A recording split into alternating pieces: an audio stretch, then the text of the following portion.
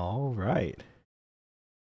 Good evening, quokkalings. How you all doing? My name is Nanashi, your favorite chef in a quokka hat, and welcome to the stream. So this one's gonna be a bit different today. This is gonna be my very first free chat, and not gonna lie, maybe a bit nervous, but definitely excited to share my experiences with you. So, as most of you probably have seen, at least through the Twitter page, most recently, roughly about, has it only been a week? Actually, yeah, I think it's been a week since I've been back, roughly. But a week ago, I traveled to Indonesia. And while it wasn't for the best of circumstances, a family member passed away, so we had to pop over to pay our respects. It was a pretty fun adventure nonetheless. So I was happy to take it. I was happy to be able to see my relatives too, actually. A lot of them don't live in Indonesia anymore, and a lot of them flew in from all parts of the world to be able to attend this the wake. I apologize again. My cough is still around. Actually, let me take a sip of water.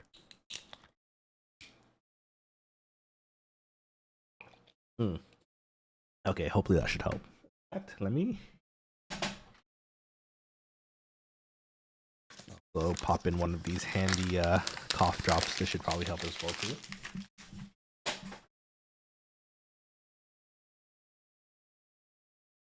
Okay. Cough drop up. The cough drop buff is in. So is the warm water buff. Hopefully that should keep my throat nice and relaxed for the for the stream, or the majority of the stream at least. Luckily the cold has been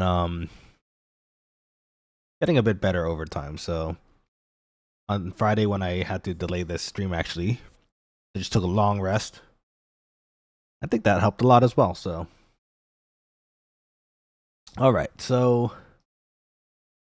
let's go ahead and pop into this screen over here.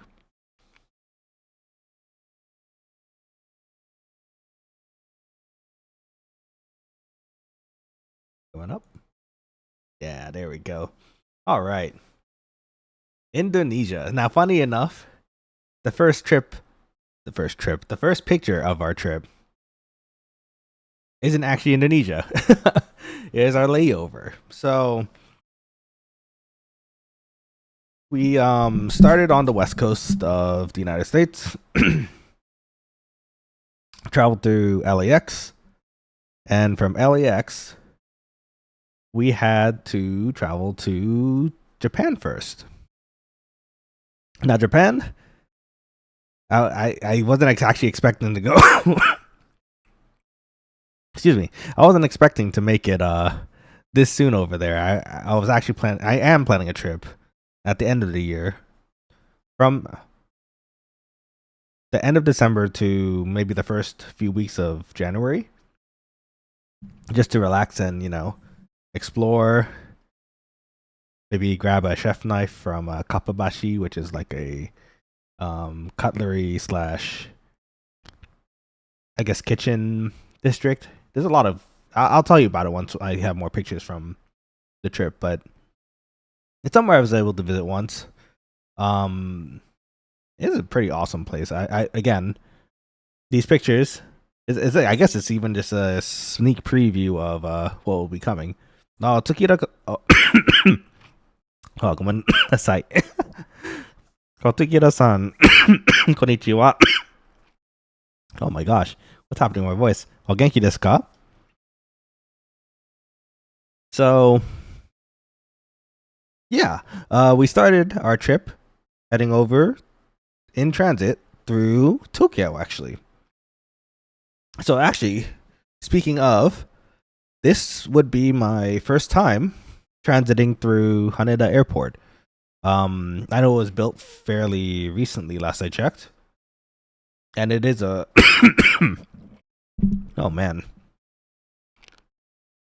it is a fairly quicker way to get into the heart of Tokyo, as opposed to Narita Airport.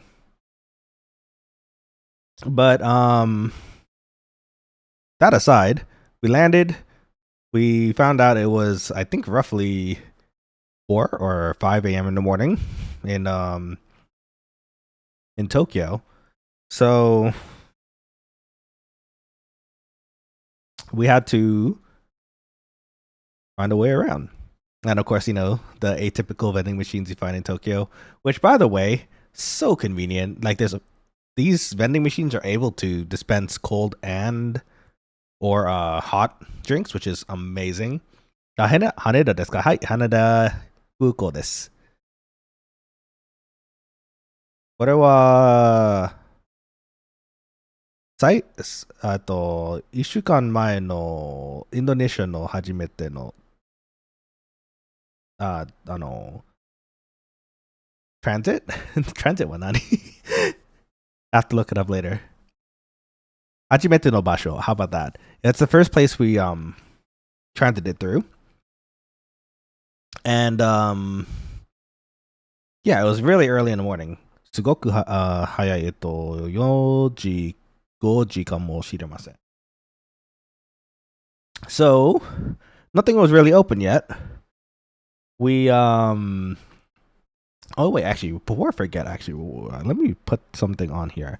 Give you a little music to listen to while we talk here.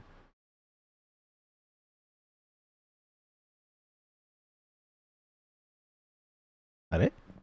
音楽がない。ちょっと待ってね。でもなんで？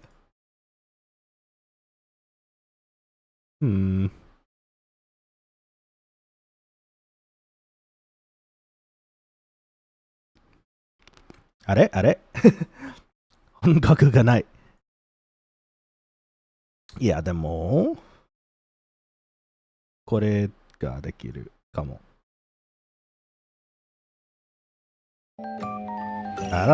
There we go. I think that's the music. Put it a little quieter so you can still hear me. Okay, so yeah, we landed in Haneda Airport. It was a little bit early. Roughly 4 or 5 a.m. So things were actually, funny enough, even that early, things were just slightly getting into motion. The food court in particular was already in pretty much full swing. Travelers were getting different types of Japanese food. There was a variety of food, honestly, at the food court, which was amazing. Especially since the previous flight that I took was maybe 12 hours long, I'd say. So getting down there and being able to eat something on the ground was pretty fantastic, you know? Let me see. So, you know what? Funny enough, I don't actually remember the order of all these pictures. So, oh, you know what? I have an idea. I can check. I can check on my phone while I show this.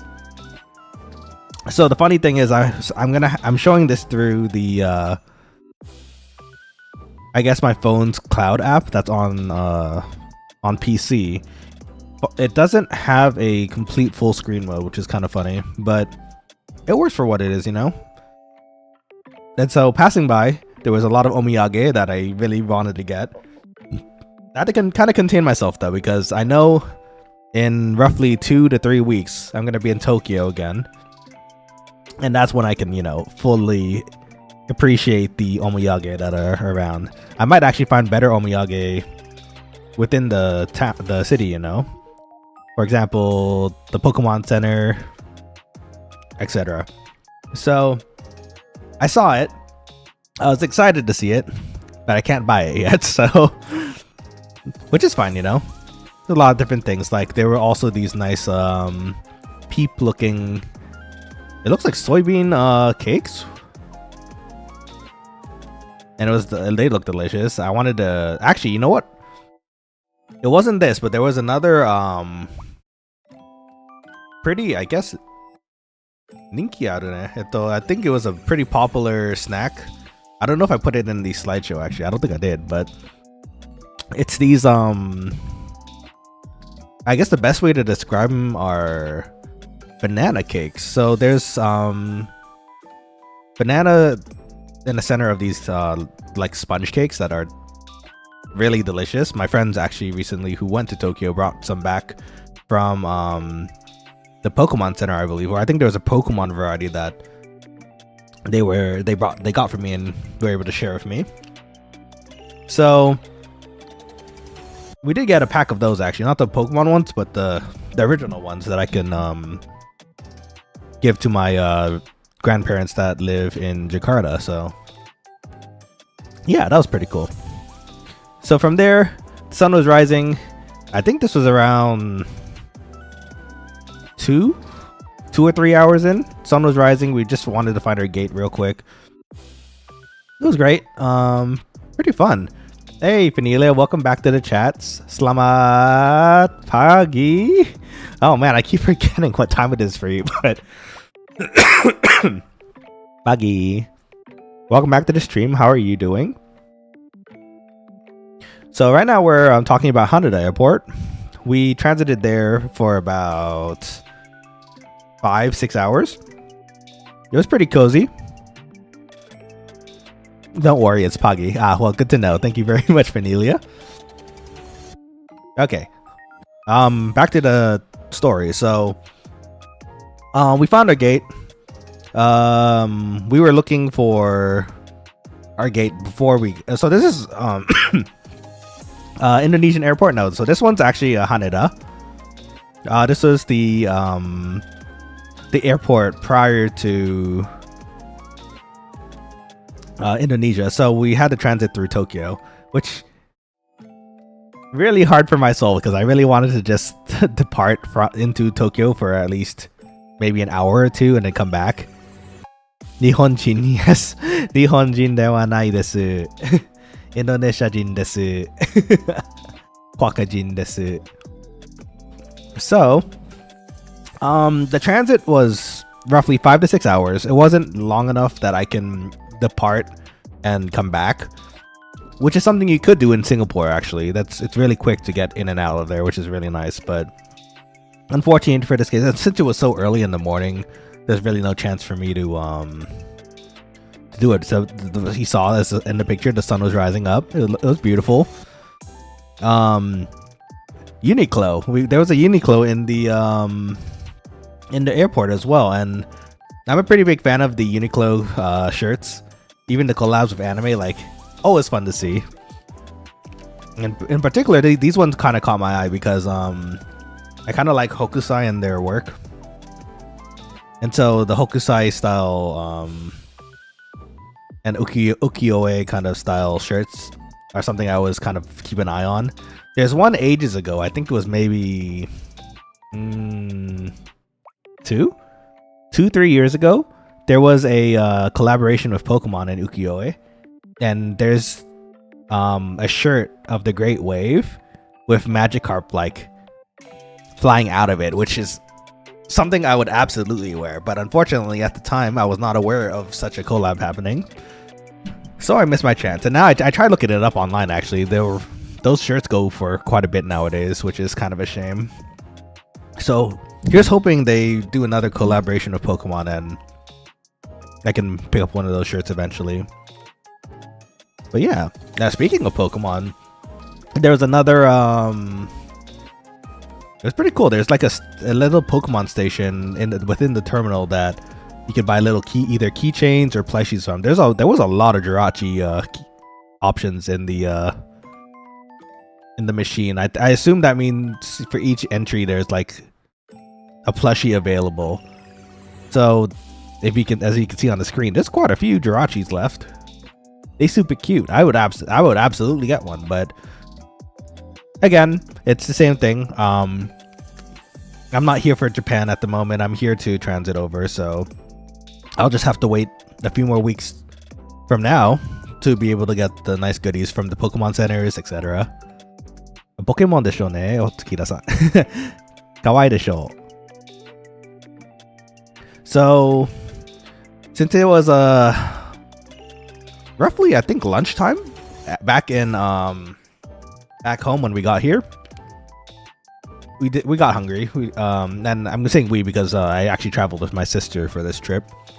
So we got some food. She got some ramen. I don't know if did I put a picture of that in here? I don't think I did. I didn't. That's okay. She got ramen. I got some yakitori, which again, really amazing that they could do yakitori in an airport. That's like so good. Let's see. Everything inside airport is very expensive. You know, that's probably true. Actually, yeah, it was kind of expensive. I saw some vlog about automatic ramen machine inside airport. Oh, is that true? I don't think I saw one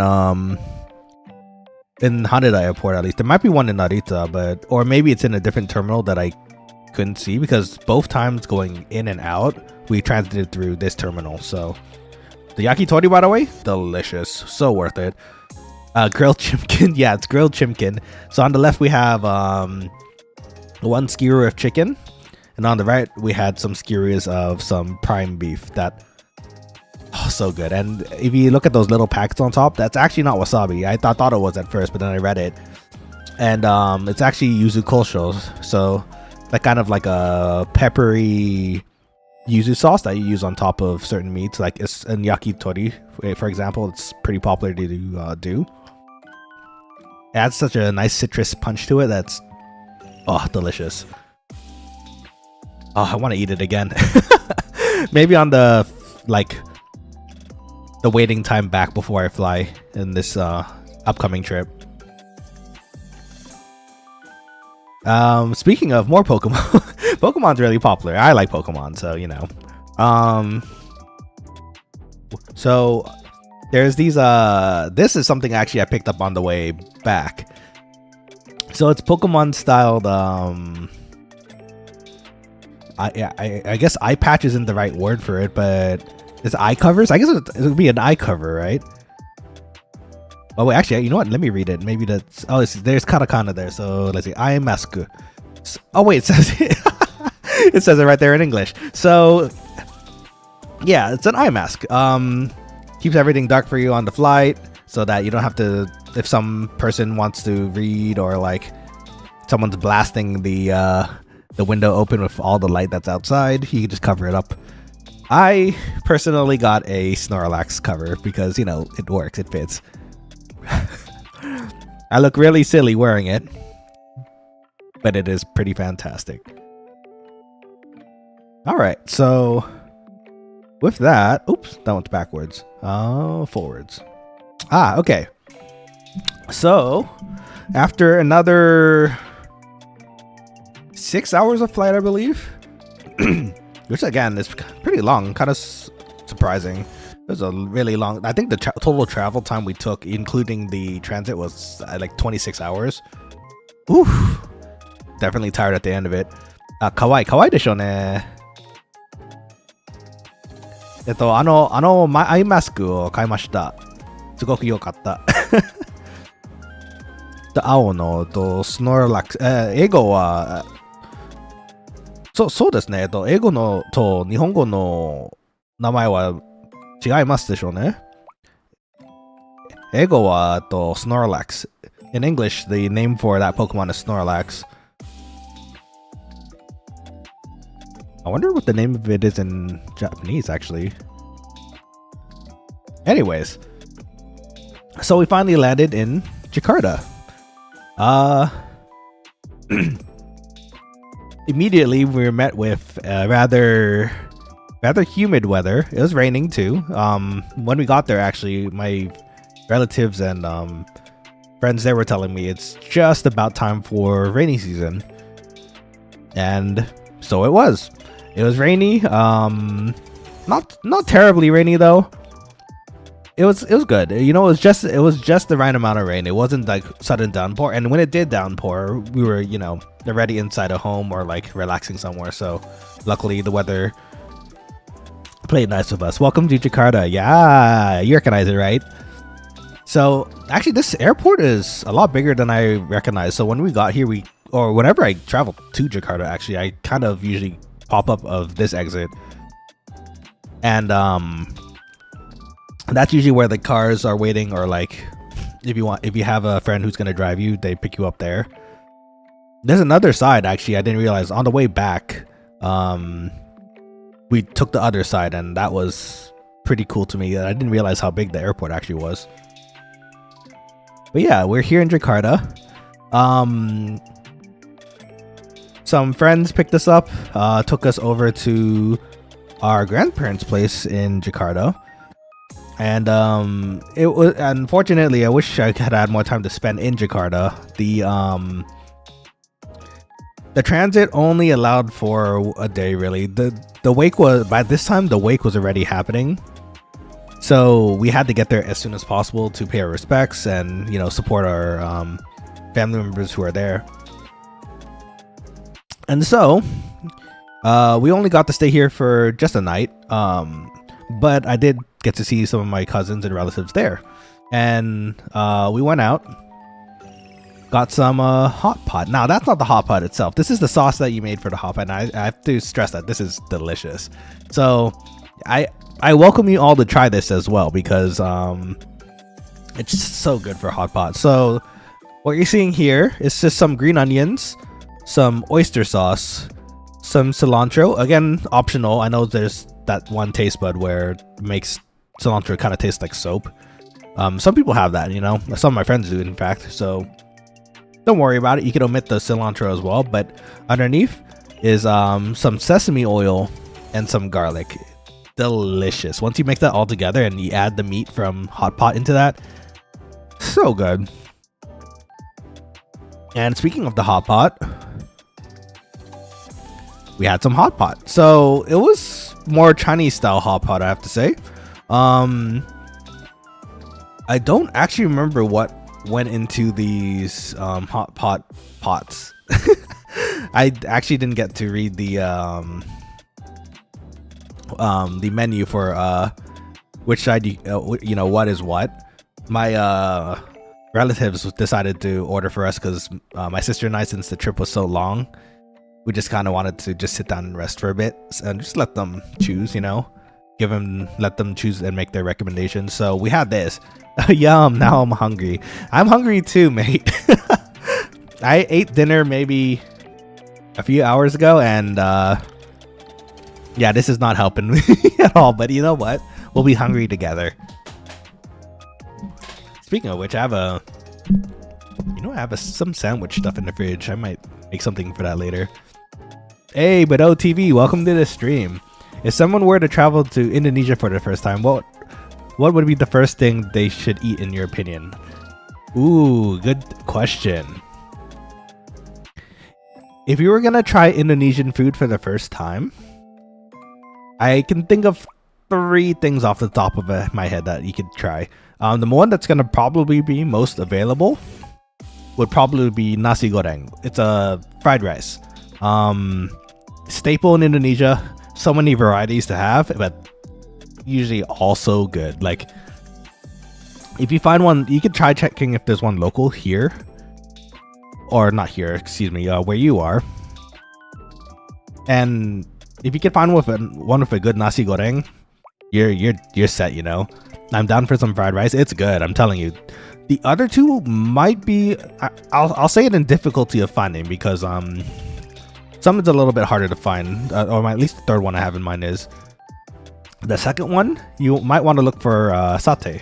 Actually, if you stick around, but I can show you what it looks like in Indonesia, because I took some pretty nice satay pictures. Funny enough, at the wake, we brought in a satay cook to feed all the guests. So, and that's kind of like a chicken skewer, beef skewer, that they cook over like a charcoal fire. And then at least where I am, or where I'm from, they typically put a peanut sauce on top of it, which makes it kind of adds a sweetness to it, in addition to the lime / savoriness of the original chicken or beef skewers. So I'll show you that picture in a bit, because it's actually in here. And the last thing I'd say, baso. And actually, funny enough, again, baso is another thing I ate during my trip. So if you stick around, I'd love to show you pictures of that as well. It's kind of like I guess the best way to describe it is a meatball that you put in a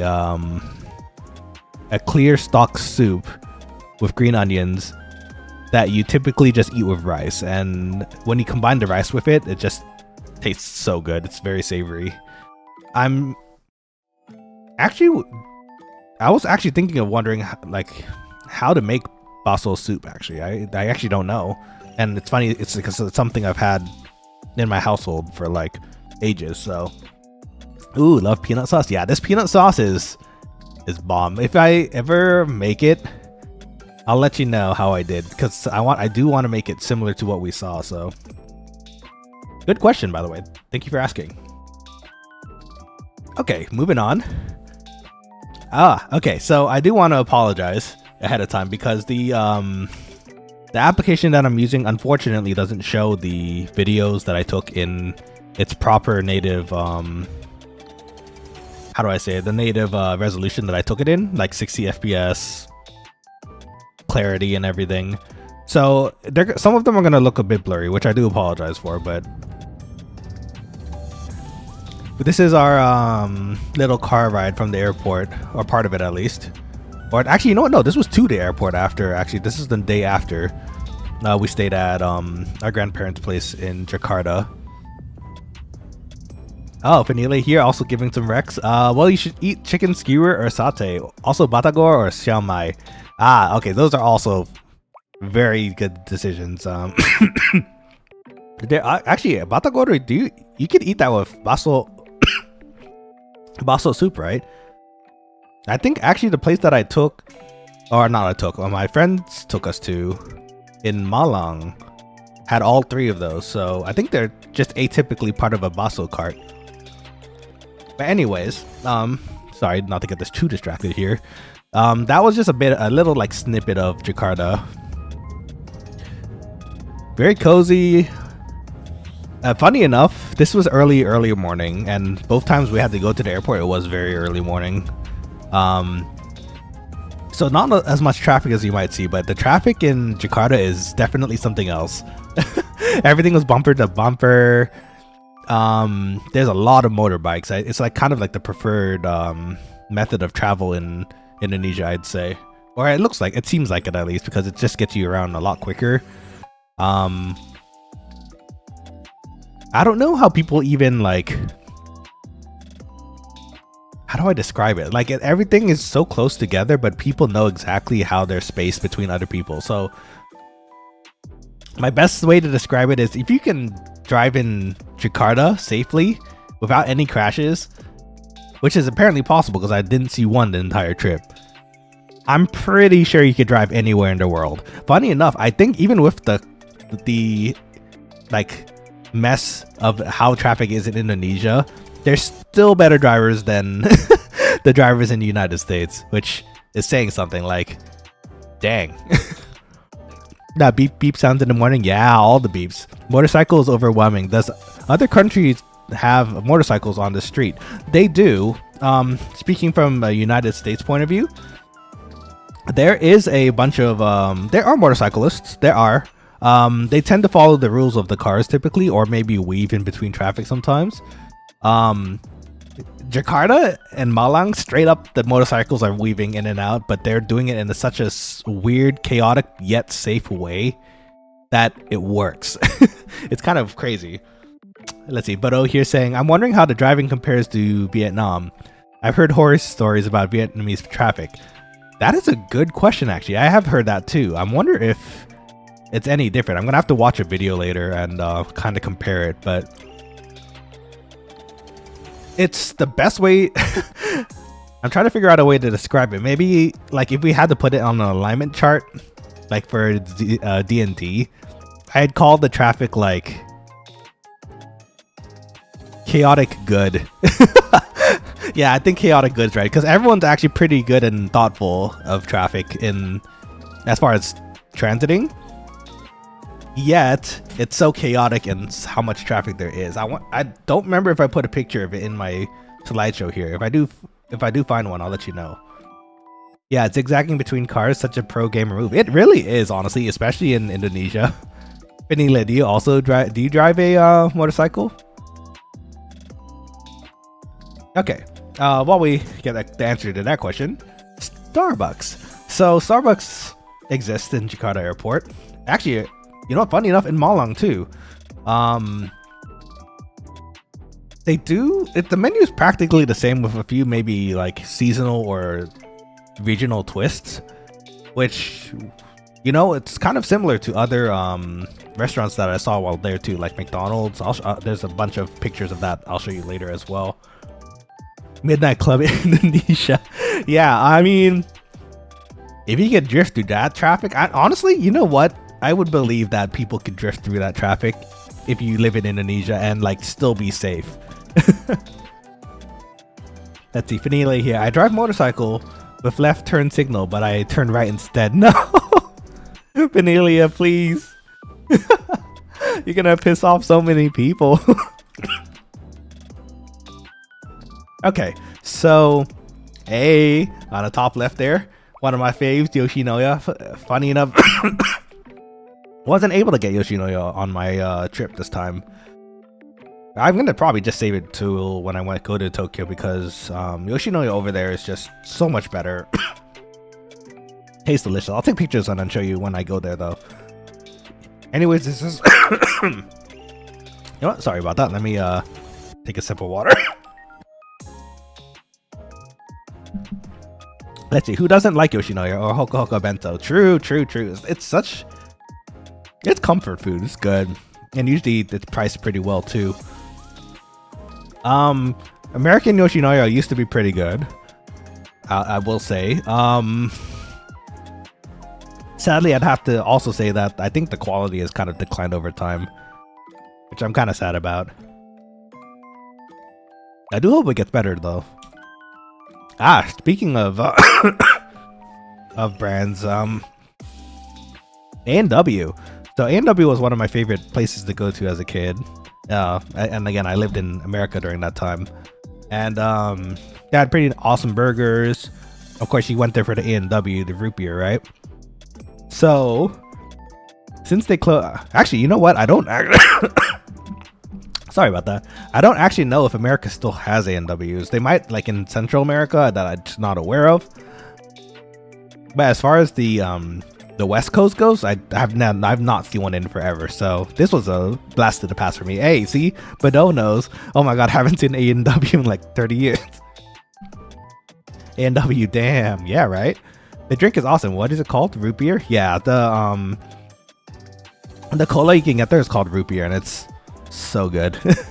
I was really tempted to get a cup on my way to Malang, but I didn't really have that much time to go stop there and get it, so unfortunately not this time. But actually, if you take a look at the bottom left there, it's been regionalized. So nasi lemak, another Indonesian dish that you can have at A&W. It's pretty solid.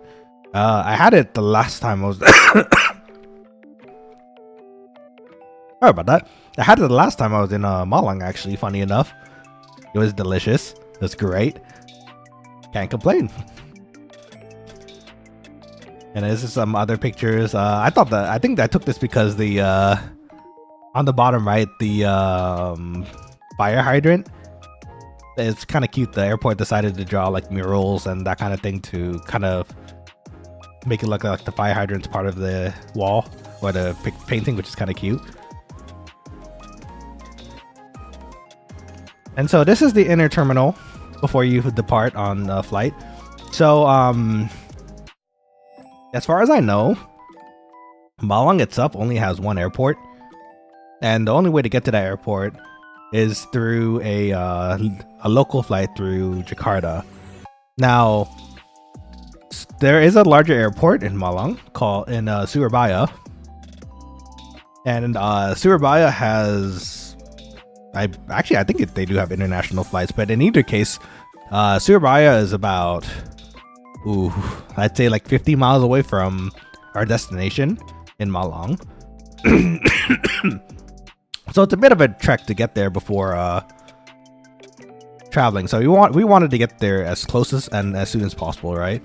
So to do that, we took one of those local flights from Jakarta to Malang, which is okay because luckily we have family in Jakarta, so we could visit them first. They are top tier at Indonesia, always finding with KFC and CFC. Also rarely finding some Texas chicken outlets. Wendy's is here too. Oh, for real? Oh, you know what? I think excuse me, I think I did see a Wendy's on the drive here and there. Have you ever heard of Rich Cheese Factory? I don't think I the cough is coming back. I think it's because my cough drop just ran out. I haven't actually. What is it? Is it like another similar like KFC and CFC and A&W? Okay, some water. That should help. And we'll get the answer to that as well. Just some cute things. It looks like some more souvenirs on a shop on the way out. So yeah, that was cute.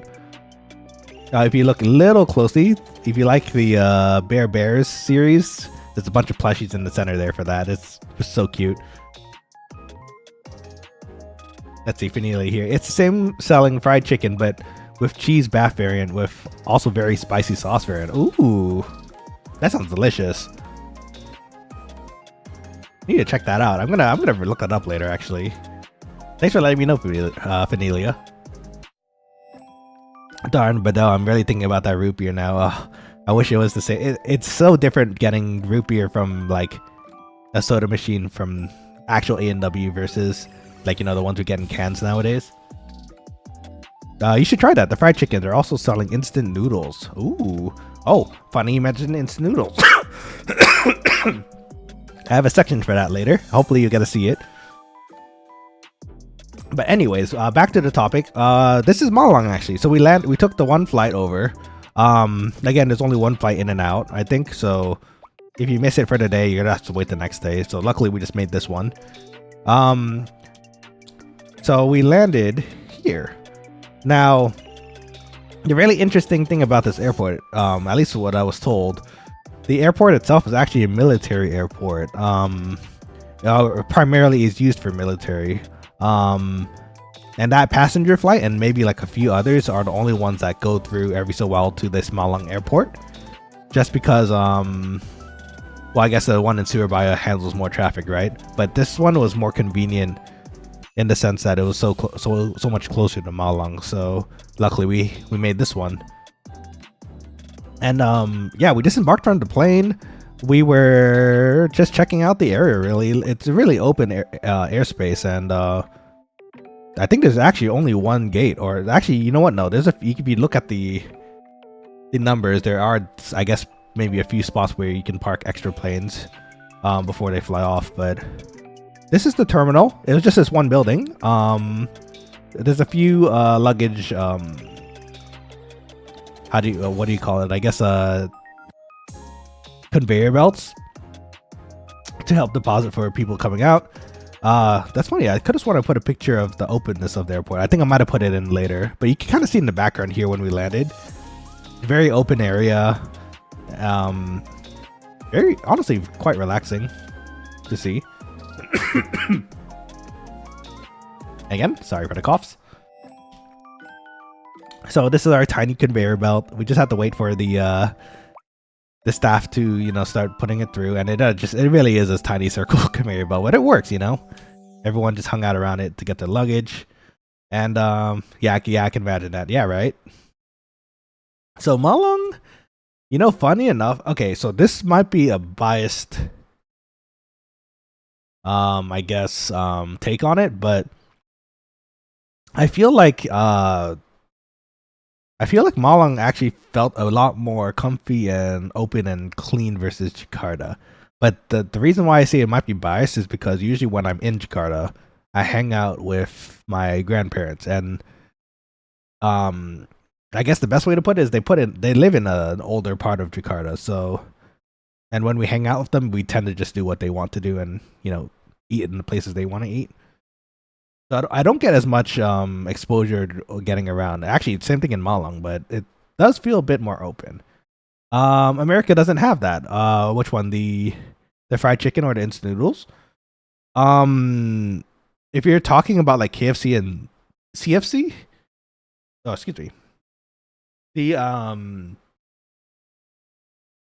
oh sorry, the conveyor belt. They do. It's a lot bigger, and they have like a whole system underground to kind of like feed the luggage up into the travelers. You know, this one is just literally there. It was a wall, the conveyor belt, and the staff and us. So like it's they were just on the opposite side of the wall feeding us our luggage. So, which honestly sometimes kind of feels a lot faster compared to the bustle of a major airport where they have to kind of, I guess, transport it to the right belt before slowly feeding it out. But anyways, this is Malang. Very very open, very beautiful. And I have a video here of us making it through. Again, sorry for the quality. Not quite. It's a lot clearer on my phone, but unfortunately, it just doesn't play the same way on the application here. Hey, greens. Yeah, it's green. It's so beautiful. So we made it to Malang. It says up there, Selamat datang, the Malang Raya. Jakarta doesn't have that. It kind of does. If you saw earlier, there was like maybe some greenery like here and there, which is nice, you know. I think you have to go to certain places to see more though. Like here, you landed and it was green, so like it's pretty nice to see. Honestly, kind of refreshing. So here, I'm pretty sure I got this translation right, but it just says how do I? So datang is kind of like arrival, I guess. So like it's like welcoming your arrival to Malang. It's kind of like the direct translation, I'd say. I think that's right, right? Vanilla, correct me if I'm wrong. While I put on some more. Darn, really not playing with my throat. While I put on some more charo for us.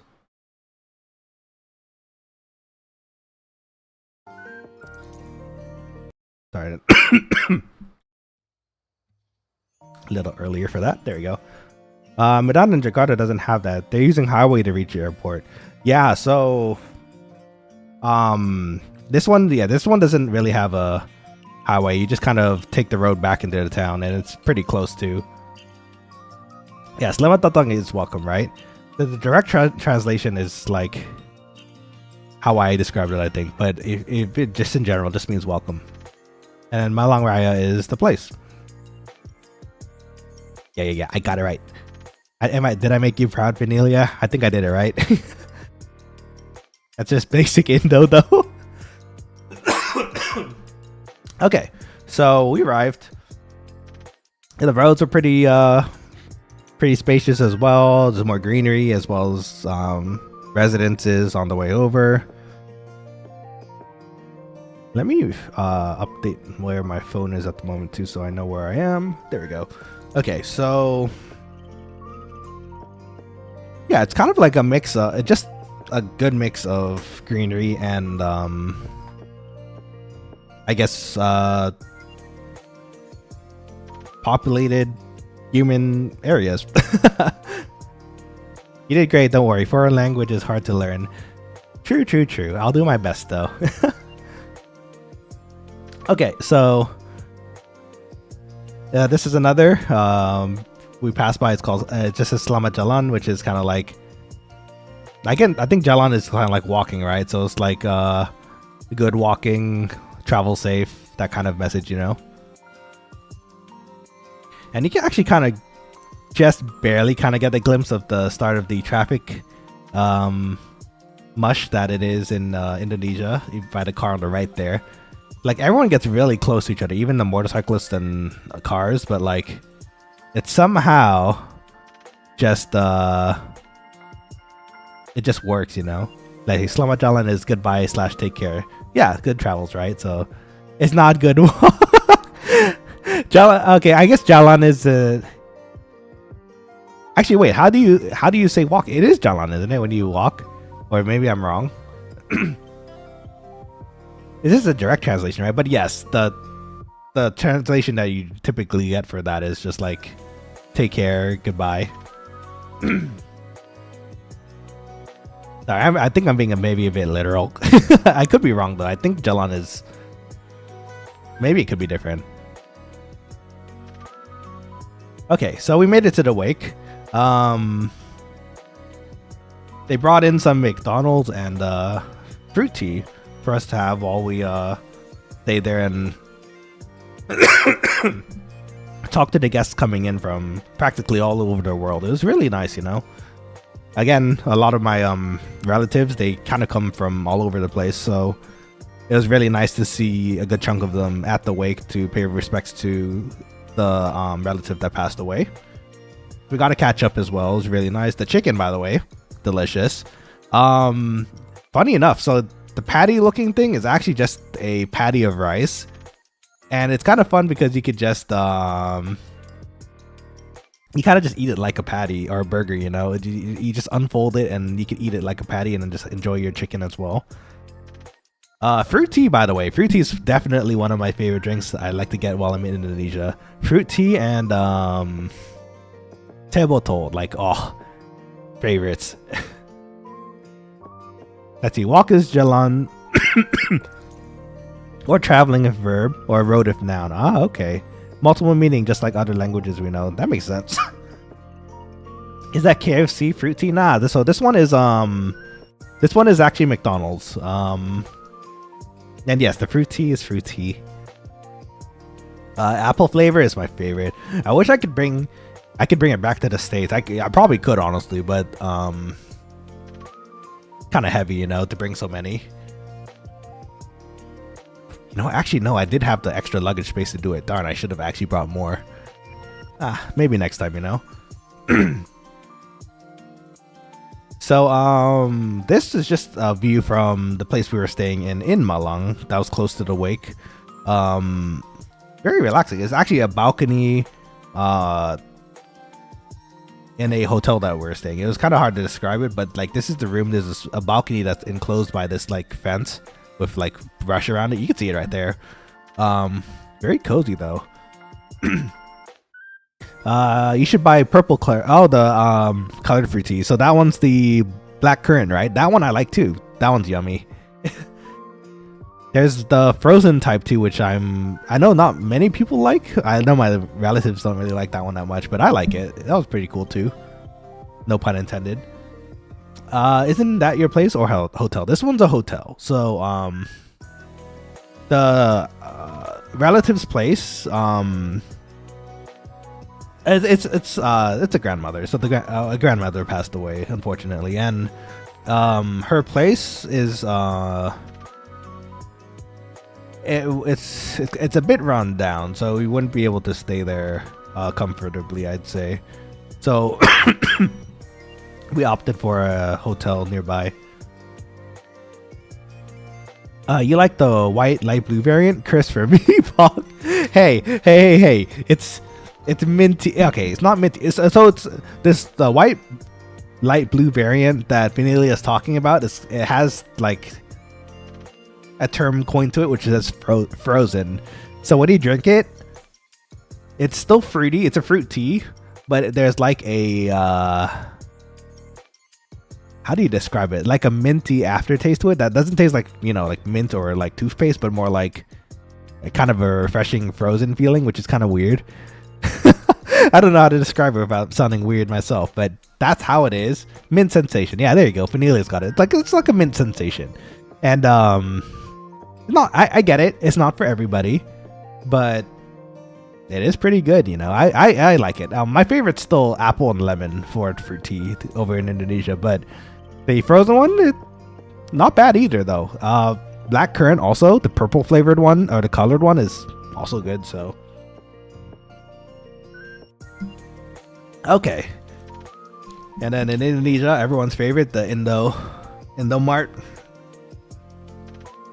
It's just like kind of like your 7-Eleven in America. So yeah, just good convenience store. We took a break to get some food for everybody, so we just kind of traveled outside the wake for a little bit, me and a cousin. This let me take a few pictures of the surrounding area. So yeah, it's very cozy, very clean. Just some local graffiti, if you will, I suppose, but very colorful buildings as well. Sometimes it depends where you are, really. But found a pretty nice cats. There's a lot of cats in Malang, and they just kind of roam around wild. They just chill, you know. It's nice. Yes, I didn't go try and pet this one, but it seemed friendly enough. Excuse me, friendly enough to the people sitting outside, or like, you know, people just resting in front of the Indomart. 7-Eleven gone from Indonesia. We ever had one in Jakarta. Now it's Lawson. Lawson's better though, isn't it? So there you go. I guess a lot of cats. Yeah, so they'll run if you approach them. They're scaredy. Oh, that's cute though. Yeah, the cats that I saw, they seemed more or less friendly, at least in Malang. And I think you're gonna see a few in the slideshow here. So yeah, this is more Malang. I was waiting in the car for my cousin to pick up something as well. Okay, so here we are. So but no, if you're still in the chat, this is satay. So it's just a bunch of chicken skewers set up on a charcoal grill. And it's delicious. Like, oh my god. I'm going to post a high quality picture of this later on the travel Instagram. And the maybe TikTok as well. Which, by the way, I started a TikTok. So if you guys are interested, please check that out sometime. I don't think I've dropped the link on the profile yet, but you should be able to search up Nanashi VTuber, and that should bring it up. But yeah, we had some satay chefs come in, make some satay. It was super delicious. So did the sellers talk with Nanashi? Yeah, they talked to me. So it's funny because I think as I stayed longer in Indonesia, my language skills got a bit better. Like, I was picking up things pretty easily. I just kind of put things together, you know, and I was able to chat with them and kind of converse a little bit. I mean, it's not I don't think it's gonna be the same as my a Japanese level, but it was, you know, just enough to get by. It was nice. They smell delicious, I bet. The satay, oh, it smelled so good. Like, I can't even describe it. Just the meaty, nice smell of cooking meat, like, is great. So this is some of the pictures I took of the satay while they were cooking. Really delicious. Again, sorry for the coughs. It was just really good. Like, this is the peanut sauce they put on top of it, so it's kind of, you got like sweet and savory thing going on here. I need to figure out how they make that sauce too, actually. I'm gonna see if I can ask my parents later, or like maybe find a recipe online. But yeah, it's delicious. Which variant do you eat? Chicken, beef, or goat? For the wake, it was mostly chicken. I don't think they had beef on the menu, so I think it was all chicken. I think I've tried goat once, and that was pretty yummy as well. So this is back in the hotel, just morning time, very pretty, and this is the day 2 of the wake. So this is another picture of the hotel. It rained a bit overnight, so it was kind of, the fresh air was in the air, you know. It's a bit humid too. How about gado-gado? They use peanut sauce too. You know what? I think it actually might be the same sauce, yeah. So gado-gado, for those you don't know, it's kind of like how do I describe it? It's like, wait, let me make sure I'm thinking of the right thing here too. It's like rice cakes, isn't? Wait, is that right? Now I'm getting confused. I think it's like, for some reason in my head I'm remembering like rice cakes with peanut sauce, but Then I'm thinking about it again. Now I'm thinking it's like a salad with like bean sprouts, eggs, and cucumbers, and then there's like maybe tempeh, which is kind of like a fried soybean cake, I guess is the best way to put it. And yeah, you eat all that with peanut sauce. I'm pretty sure. No wait, that's gado gado, right? I'm pretty sure. I don't know where the rice come from actually. Lontong. Yeah, I think that might have been lontong. What is lontong in English? I think the closest thing is like rice cake, honestly. Too many green veggies inside gado. Just means mixing random things. Oh, I see. I could have sworn it was a salad. At least when I have it at home or like in Indonesia, I picture in my head at least veggies. Okay, so we got some. This is day 2. We were relaxing a bit. The majority of the people visiting the wake kind of came in the first day. The second day was a bit more relaxed, I'd say. So we just got some. We got some coffee, and in Indonesia they have something similar to DoorDash, like we have here in America, which is called Gojek. Service is really good, really fast, and you can order pretty much anything from them, which is amazing. I think there's another one nowadays called Dash. I think it might be Dash. I have to check again. But I used Gojek and it was good. We just paid them and off to go. For coffee, I see you don't enjoy Starbucks. I like. I enjoy Starbucks too, but you know, I can get Starbucks back home here, so it's I wanted to try something new. So I got to try the foray. It was delicious. They had some cream and like, I guess the best way to put it's like crispy bits on top of cake, and it just all I wanted to drink. It was delicious. Yeah, Gojek and Grab, right? Yeah, see? They both green. Yeah, both their icons are green. And they're vests too, if they wear them. So, yeah, so this was outside the wake area, just taking some pictures, and some other people's, I guess, memorial signs are around as well. For lunch, I was able to Gojek another thing, which was this, which is, I might butcher it because in as far as I know, I think this might only be a Malang thing. At least according to my father, but maybe it is actually something in Indonesia all around too.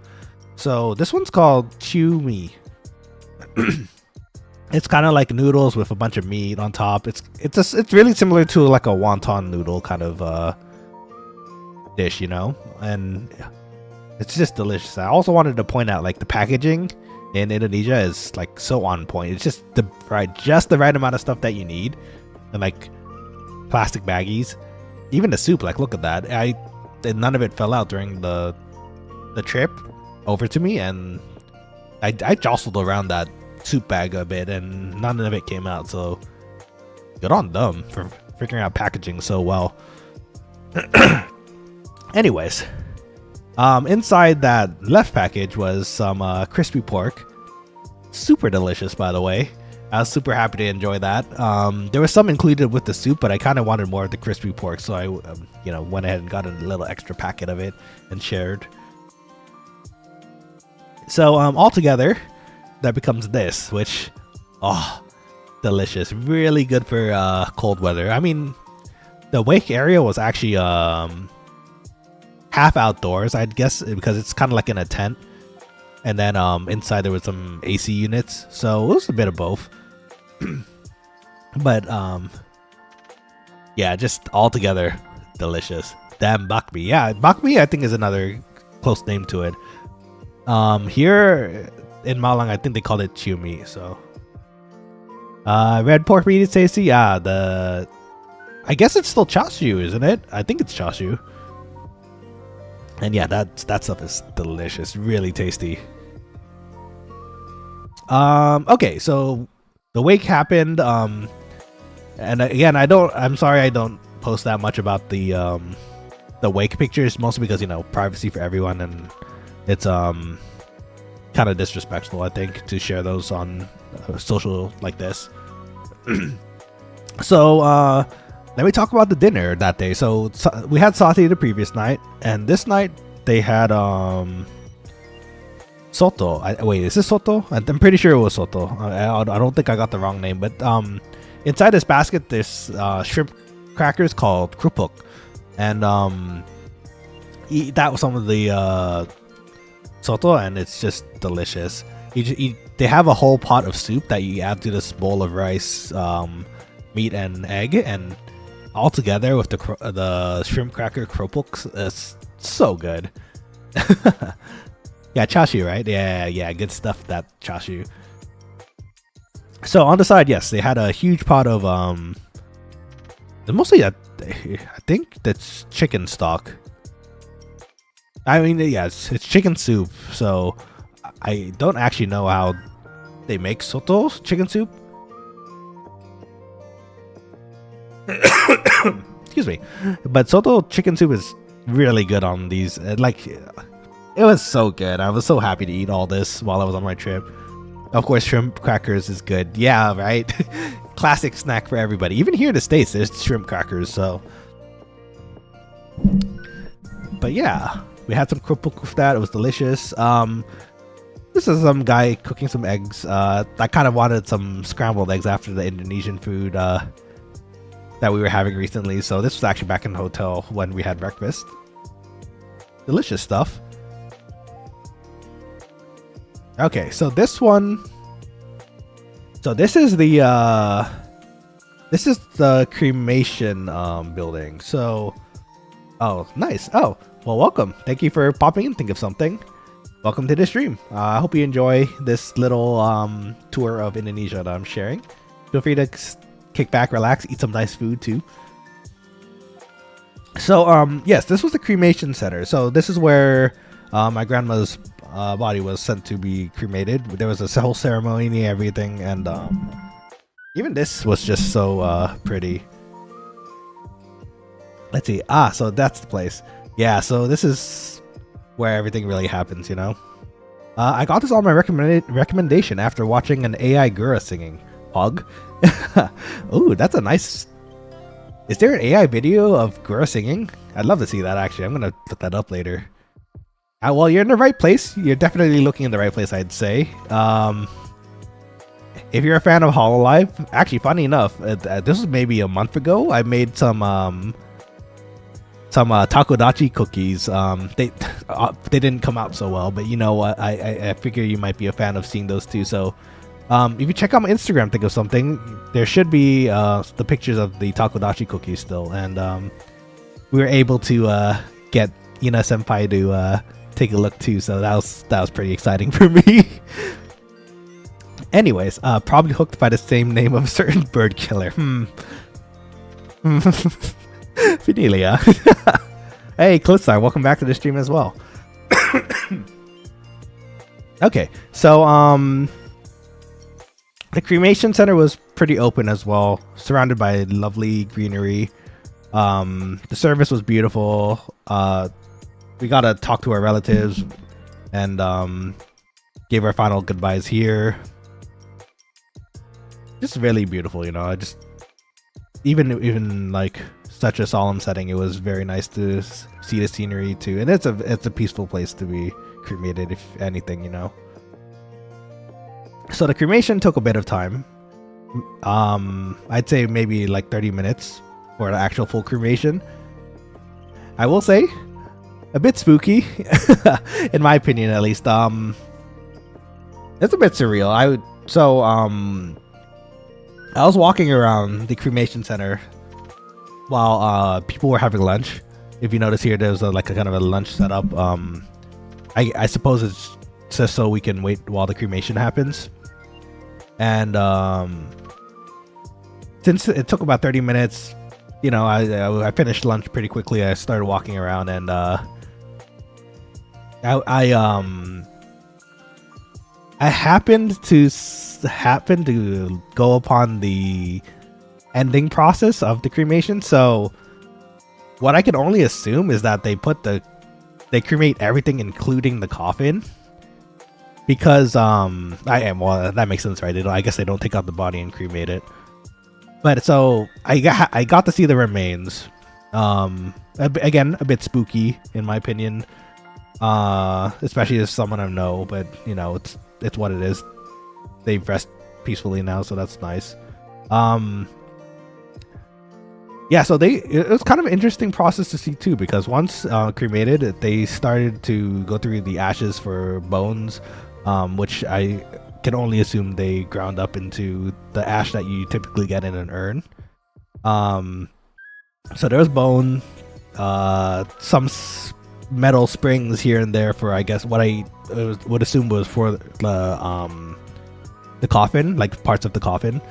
But it was just all ash and just springs, so like it was pretty interesting to see, but also kind of spooky. So, anyways, we got her urn, and we brought her back to where my grandpa laid, where his ashes laid. So we put him next to her.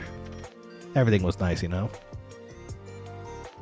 But yeah, going back to the trip, this was just kind of on the bus ride back with everybody. The scenery of the greenery is just really pretty in Malang.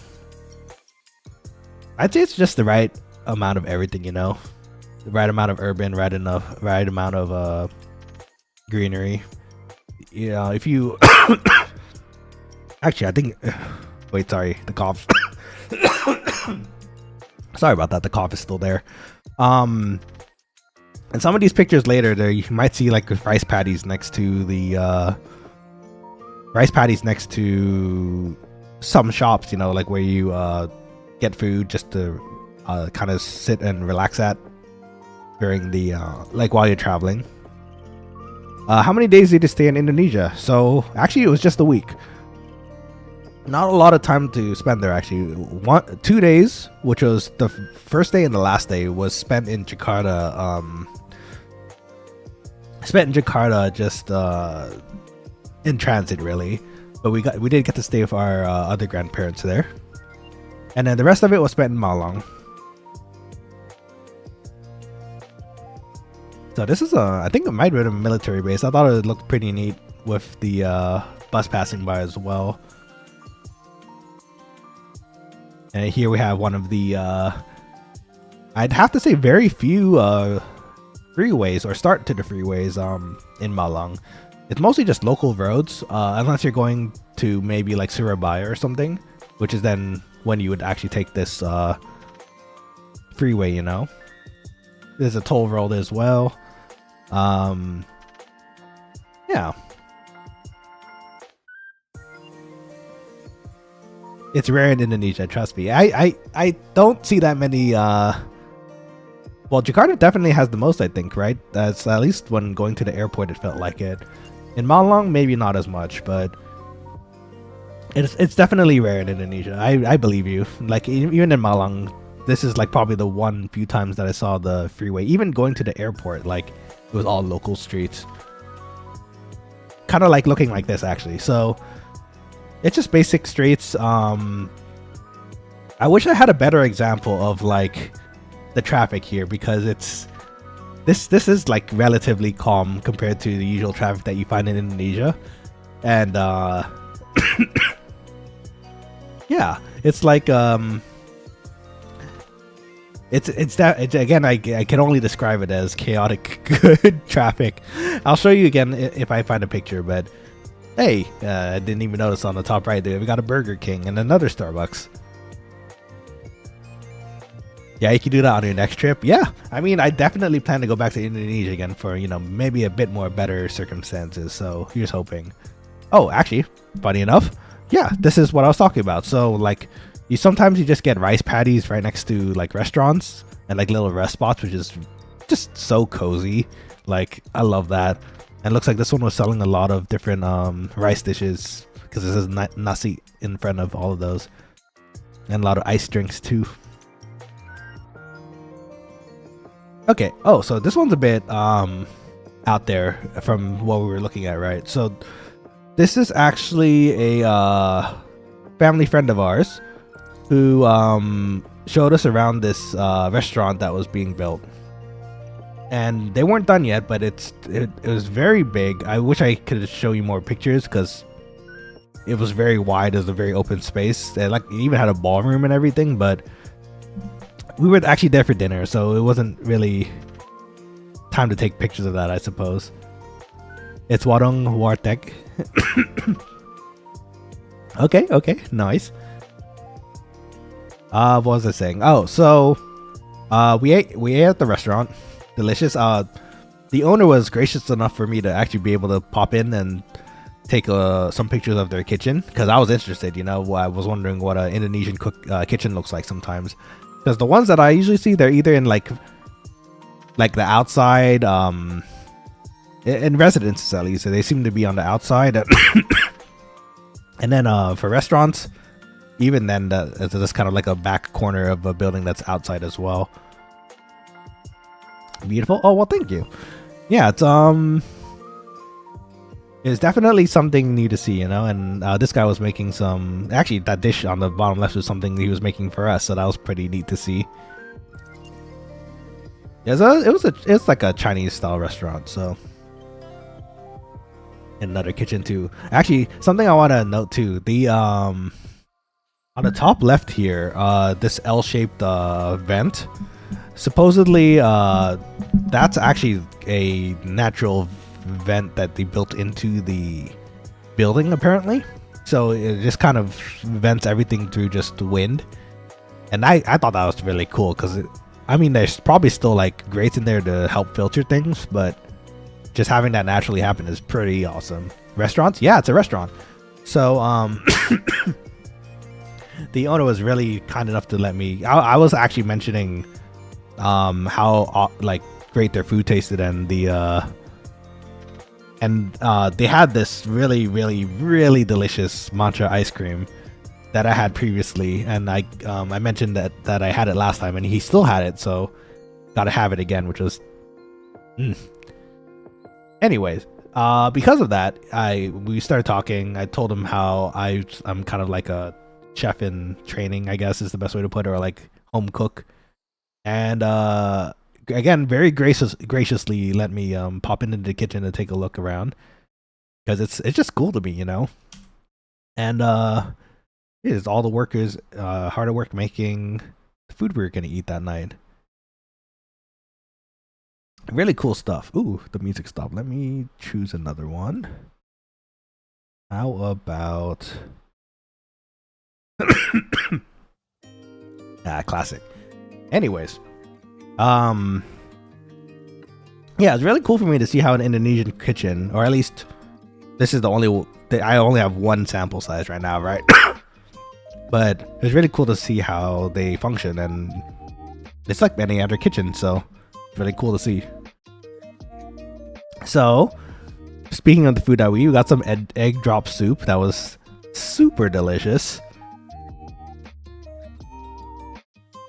Some fish soup as well. Actually, I don't think this was soup. This was more like steamed fish, and then they kind of put the sauce on the side into a bowl. So it was really tender, super soft, really yummy. You can see some ginger in there too that made the taste super nice. Oops, wrong way. That's the egg drop soup. And then this is the matcha. So this is the matcha that I was talking about previously. It was so good that I actually straight up asked, like, if he would be willing to share his recipe with me. To which he said he gave me some tips. It wasn't the full recipe, but there are definitely tips that would help me try to recreate this. And on that note, he did mention for this matcha recipe that the matcha that you get and use for this definitely matters. So if you're gonna make this or any sort of matcha dish, if you really want to get the proper flavor, you definitely want to use the ceremonial grade versus the cooking grade matcha that you could typically find in stores. So as far as matcha goes, there's different grades. Like the duller the color, I believe if I remember correctly, that means more oxidized. And since it's more oxidized, there's like maybe a more bitter flavor. and that's the cheaper culinary matcha that you see in restaurants.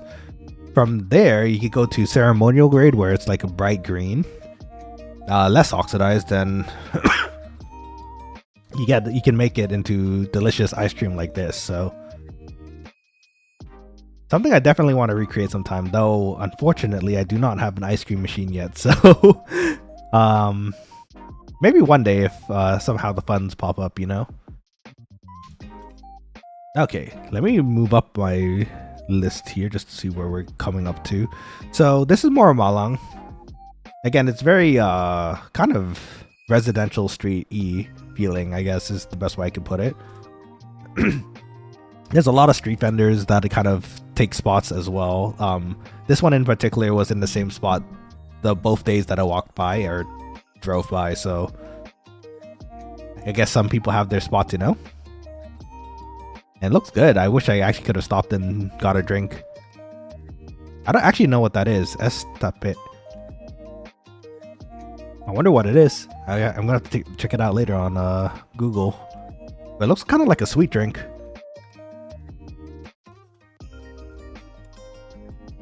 But yeah, it's just a very cozy town in general. A lot of greenery. The residentials are nice too. A lot of my relatives live actually pretty close to each other. Yeah, actually in a relation in Malang, so it's like no matter where we went, we were seeing family, you know. It was really cool. Estape is a fermentation of rice with ice. Oh, interesting. Okay.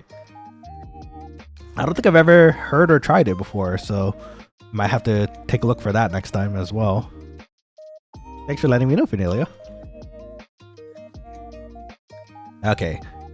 And this was another street. So, okay, I remember what this was. This was the day after the cremation.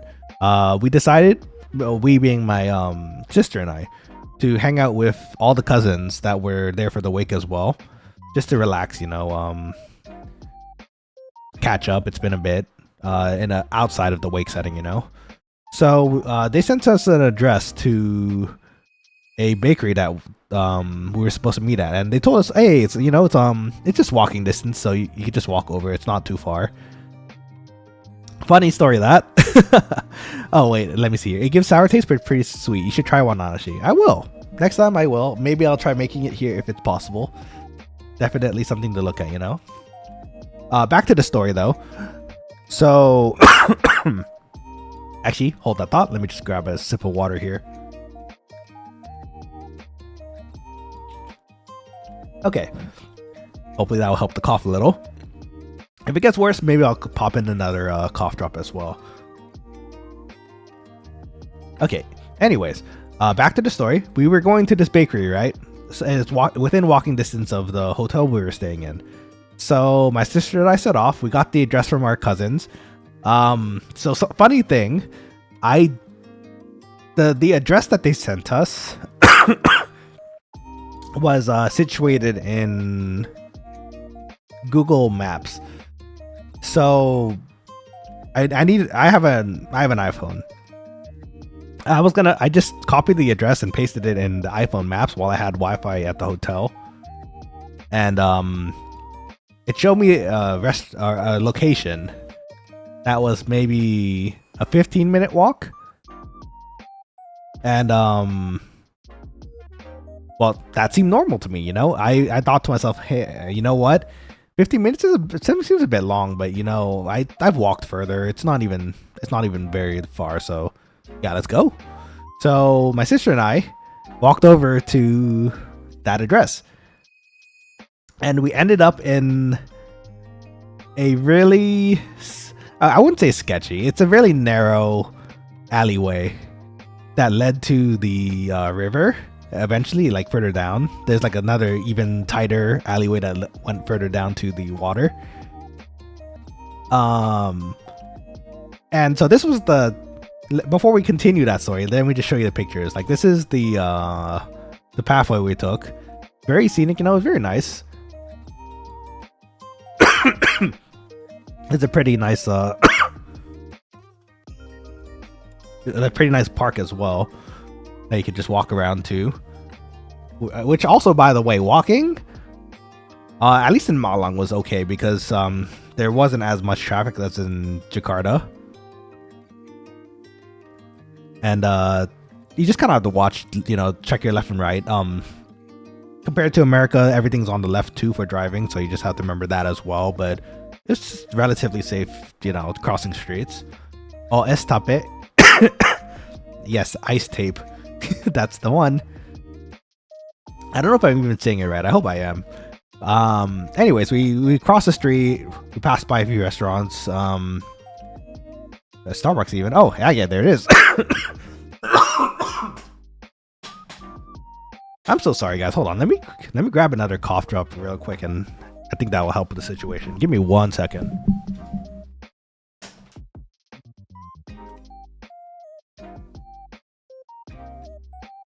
I've been eating so many of these during my streams to try to kind of keep the cough down. Funny enough, these last few days the cough was getting better. But I guess when I get excited or like talk about things on stream, the cough kind of just comes up again, which it happens, it's what it is. Okay, back to this. There was a Starbucks, another Burger King. Different than the one we passed by, actually. I took a picture of previously. It just happens to be the same two again, which is kind of funny. But we kept walking and walking and walking. Again, very beautiful, very scenic. It was very nice. And okay, so we ended up here.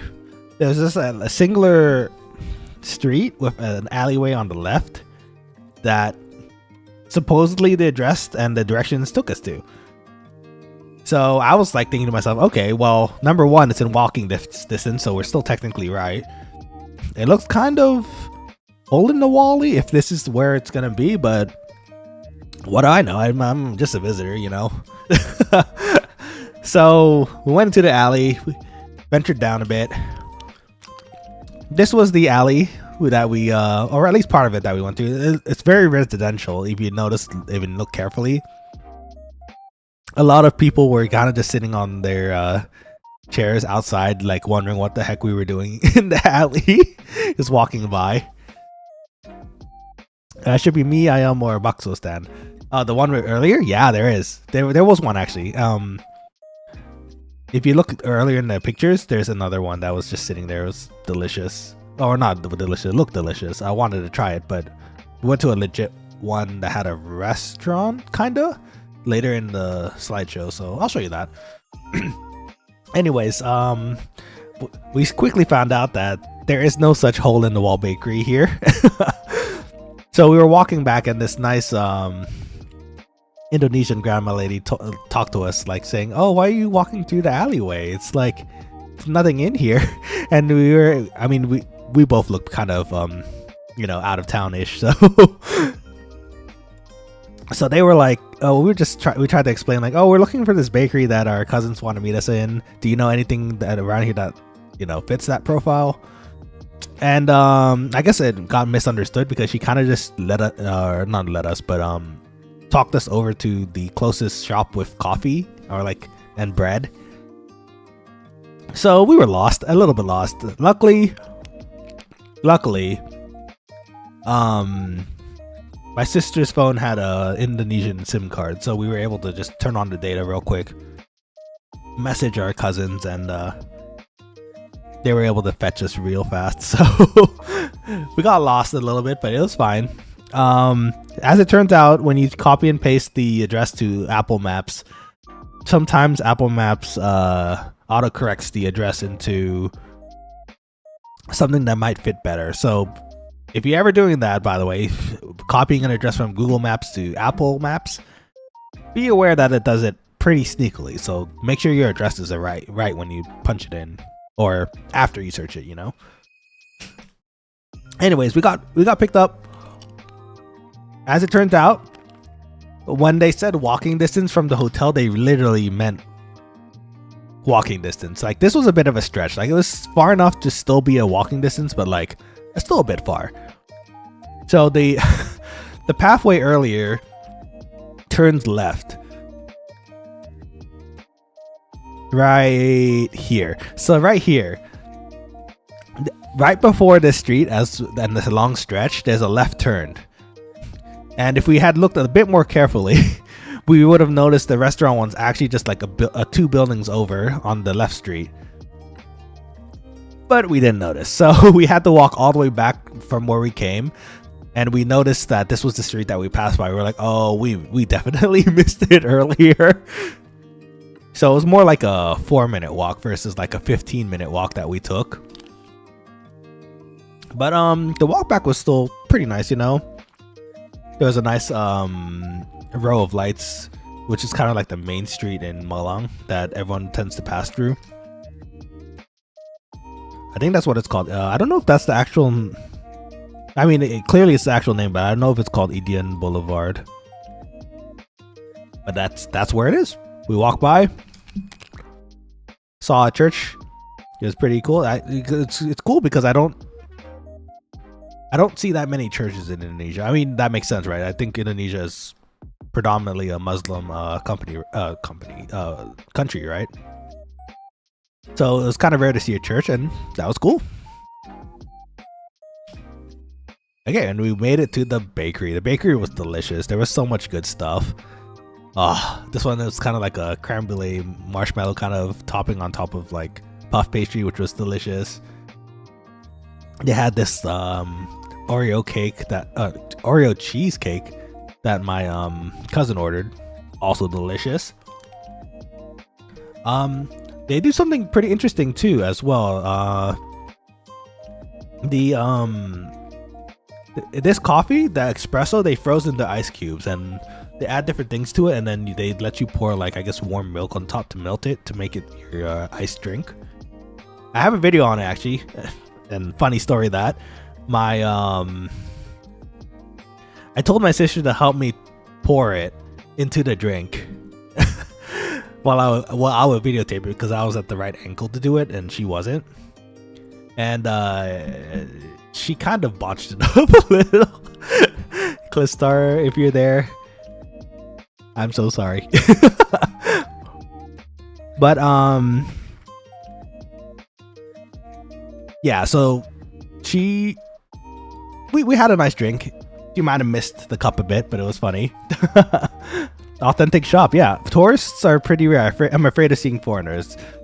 I guess that would be true normally, right? It's I don't think Jakarta and Malang is a very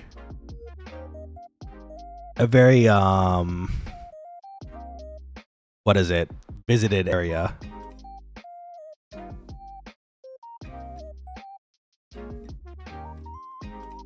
Let me see here.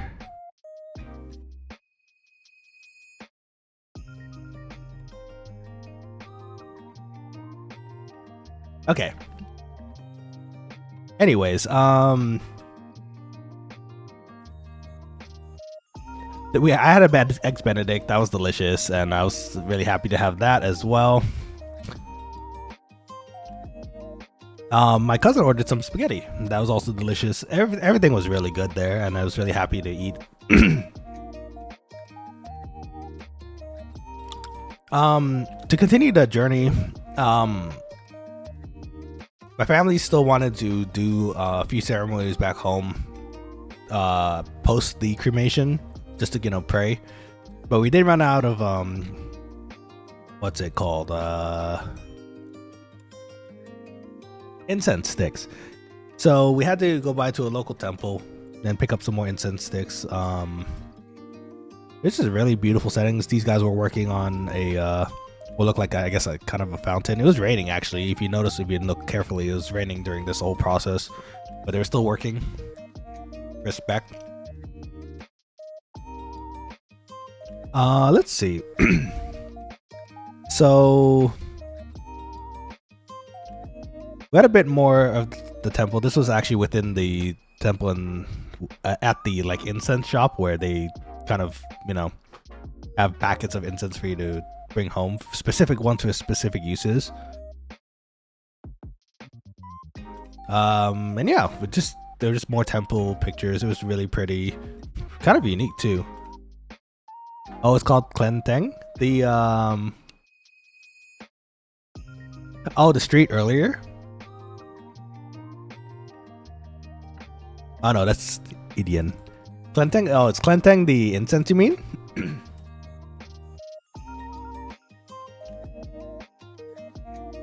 And while we get that answer as well, so we got our incense. We went home. This was an interesting picture that I took because all the buildings next to the river, at least in this portion of Malang, was all blue for some reason. It was definitely a pretty unique, you know. It was just a whole patch of blue before just the buildings went back to normal, and pretty neat. Oh, the shrine or temple they were showing. Oh, they might have another name. Ah, good to know. Good to know. I don't know if I don't actually remember the name of that, but I'm gonna have to take your word for it. It's called a Klenteng. What happened since then? Oh, okay. So this was still cousin day, right? So, after we got the incense for our parents, we needed to bring it back to them later. We still had time to kind of visit a local mall in Malang that I kind of like, you know. It was close to the the grandparents' place, so it was kind of nostalgic to go back and visit. There's a nice selection of fruit, including dragon fruit. For those who haven't seen it before, it's pretty cool to see. And yeah, melon.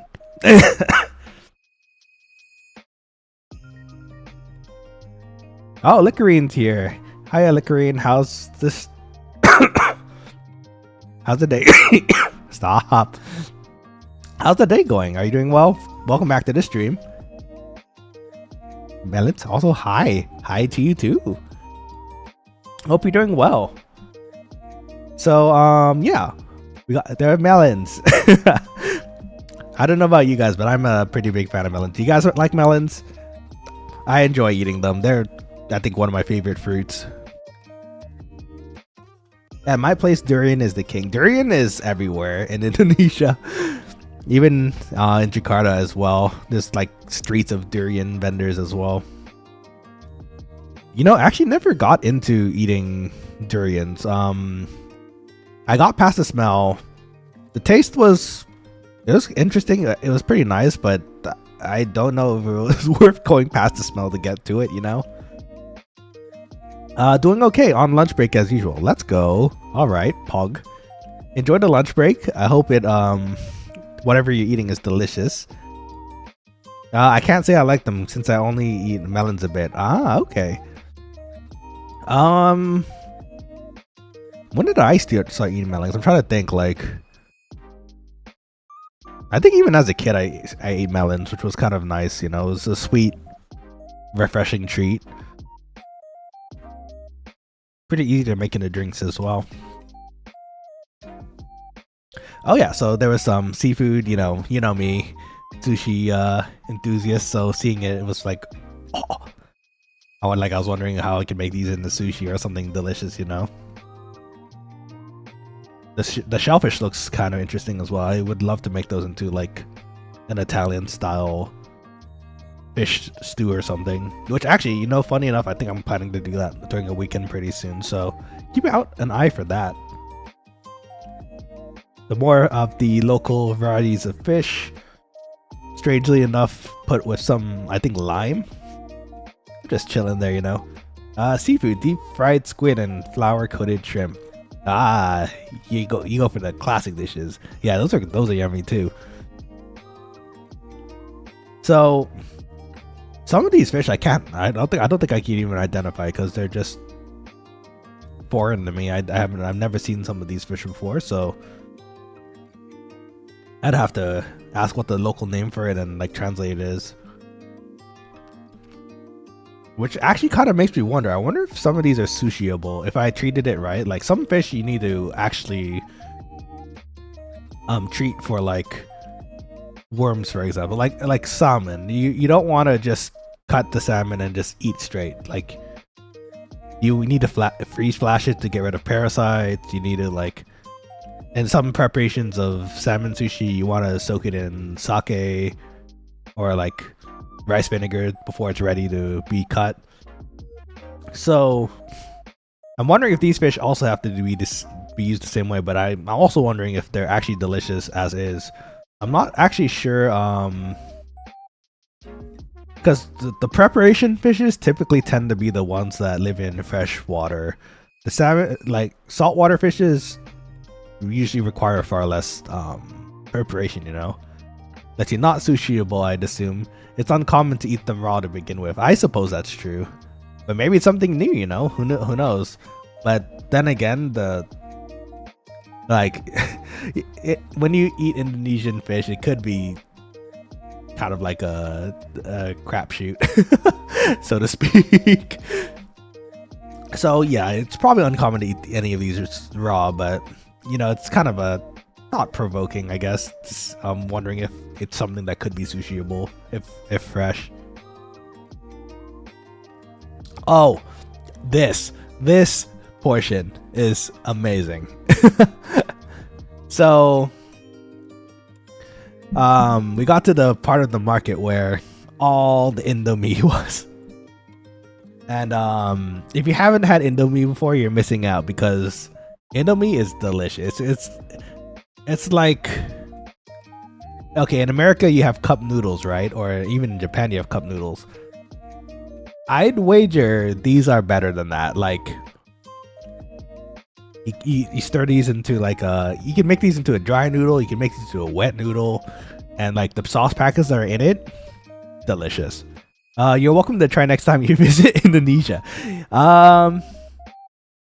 If I plan ahead, Liquorine, I'll try. I'll have to do some research. I'll have to see what those fish are like and how they, you know, play. Maybe we're onto something. I don't know. It could be the next tuna or something. But yeah, I was pretty darn excited to be here. The instant noodle section is it's beautiful. I don't know what else to say. Like, these are all really, really cheap too. Like, you can get these, like, if you look carefully, it says like that center one, I think it says 3,900 rupiah. Let me see what that is right now. Actually, I'm kind of curious how that translates at the moment. 3,900. So that pack of Indomie is actually 25 cents in US dollars. Like, you can go full on stock Indomies and just never run out, you know. And they actually taste good, so no problems here. Funny enough, I did take some home. Some were from my cousin, really gracious, by the way, to get some for me to try to take home, you know. And then a bit after that, I think I got them on the same day. Actually, I got a few more packets that I wanted to try from a different store that's coming up actually. So, you know, pretty solid. Okay, there we go. So this is something else that I think is actually unique to Indonesia. It's something that I've always had in my childhood, or maybe not always, but there was a bottle that always existed in the house. And it's the best way to describe it. It's kind of like it's a fruit syrup. It's like maybe not as thick as grenadine, which is kind of like the cherry flavor or strawberry flavor you put into like drinks, but it's a fruit syrup. You add it to drinks, gives it a pretty nice and interesting taste to it as well. And there's a variety of flavors too. This is one of my regrets, actually. I really should have thought about it a bit more, but I had enough luggage space to actually bring a few bottles back to make drinks at home. But unfortunately, I forgot that I did. So I wasn't able to bring any bottles home. But you just add a little bit of, like, say, down there on the bottom right, there's like a rose variety of the syrup. And you just add that to some water. Even just adding it to water, it makes it just a pretty refreshing drink with some ice. but you can get a bit more creative. Like in my mind, I was thinking to myself, ooh, what happens if I add this to like Calpico or something similar, you know, and make a pretty awesome new drink.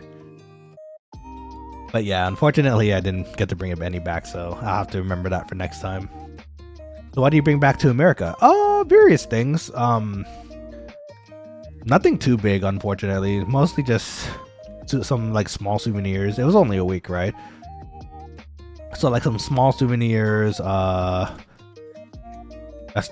tiny figure another cousin gave me, which was really sweet of them.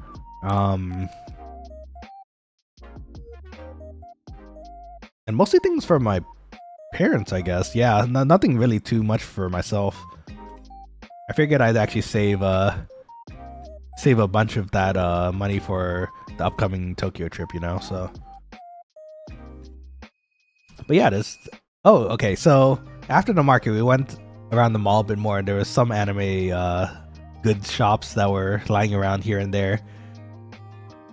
I don't know if these are bootleg. I don't know if these are official merch. It was kind of a mix of both, and the bootleg stuff, even sometimes it looks pretty nice, and you know, it's kind of tempting to get. So, you know, classic Genshin stuff. This was kind of one that shocked me too, because I was kind of like, it's fairly new, and I wasn't expecting to see these characters of all things to pop up. But the four in the middle here, they're all from Star Rail, and they're not even characters. They're like entities you find in Star Rail during what's it called? It's like the roguelike mode that you go into for Herta. And yeah, they just had standees here, and it was pretty cool. I was kind of tempted to get one of them, but I decided not to. There was another one I'll show you further down that I actually got instead. Of course, bootleg Pog, and not enough things, that's for sure. Yeah, well, you know, it was a quick trip, you know. It was only a week. But I'll keep that in mind for next time, you know. You got your classic Genshin stuff there. Actually, funny enough, on the top right there, that Yaya Miko standee. I'm staring at one right here right now because I actually own the same exact one, and it's fantastic. So I didn't have to get another one. It was great.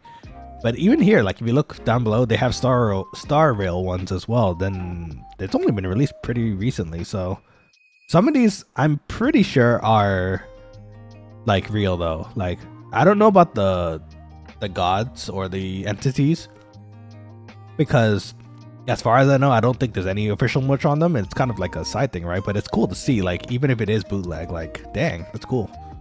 Hey, Hoenlina, welcome to the stream. It's funny that you come back here during, you pop up during the Genshin section of the chat, because here they are. We don't get his face, but you can see that the leggies of Zhongli on the top left there. Oh, actually, I took another picture going up. Okay, so there you go. Got some Hu Tao. Everyone's favorite demon stabby boy. Lamau, I just sensed it. I guess so. Good instincts. Seems bootleggy, but quite decent quality from the pic, right? Yeah, so the top one looks... I don't think they're bootlegs. The top ones don't look bootleg. It looks similar to the ones I have here. But some of the bottom ones, yeah, maybe a little bit more, but I'm not complaining. If the quality is good, you know, even as bootleg, you could still get it. So in the end, continuing that story, on the bottom right, you'll see next to the Kiki. Actually, can you see the mouse from here? Oh, you can. Right here on the Kiki. Right here, this Paimon. It's a Paimon that's getting heated up on a campfire in like a stew pot, and she's like sweating and like worried. That's the one I got because that's hilarious. Paimon emergency food merch, always have to get. It's official picture, but they printed out illegally, so it's bootleg. Well, it's okay. I actually no, like legit, Vanilla. We were asking around, and they do have actual legit merch in here too. They straight up tell you like, oh, this one's fake, this one's bootleg. So rather nice about it, honestly, in Malang. Oh, cute, right? Yeah. I'm gonna put this one on stream at some point, I think, so you guys can check it out as well. Emergency ration, yes, emergency ration. Paimon. She's just taking a hot bath. Yeah, that's exactly what's happening. It's nothing bad is happening. Emergency food. Okay. So this was kind of a funny one for you. So there's like I mentioned, there's definitely bootlegs here and there, and this one made me laugh because more than one store had this exact figure, and maybe it's a collab that I'm not aware about, but like it's Anya riding atop Pochita. I don't know if this is like some other anime too, but I wouldn't be surprised at that point. But like, just from the sheer absurdity of it, I was really tempted to get one, but no, I don't need that. I don't need that figure. Excuse me. Anyways, moving on. So there was another store that wasn't the supermarket that had this whole line of cup noodles, like various different types too. Like there was Korean, there was Indonesian, some Japanese. Even look closely over here, there's some like cup noodles themselves actually. And there's 2 different walls too. It's like a whole hallway. Like that's so cool. It's so organized, right? Yeah, right. And they're not even that expensive. Like we were talking earlier about a packet that was like 3,500 rupiah, and now it's like 25 cents here in the States. More nudes. You're right. More nudes. They're delicious, and we like nudes here. Send nudes. No. Oh gosh, you got to get killing me. But yeah, we actually got to take a brief video too, just to like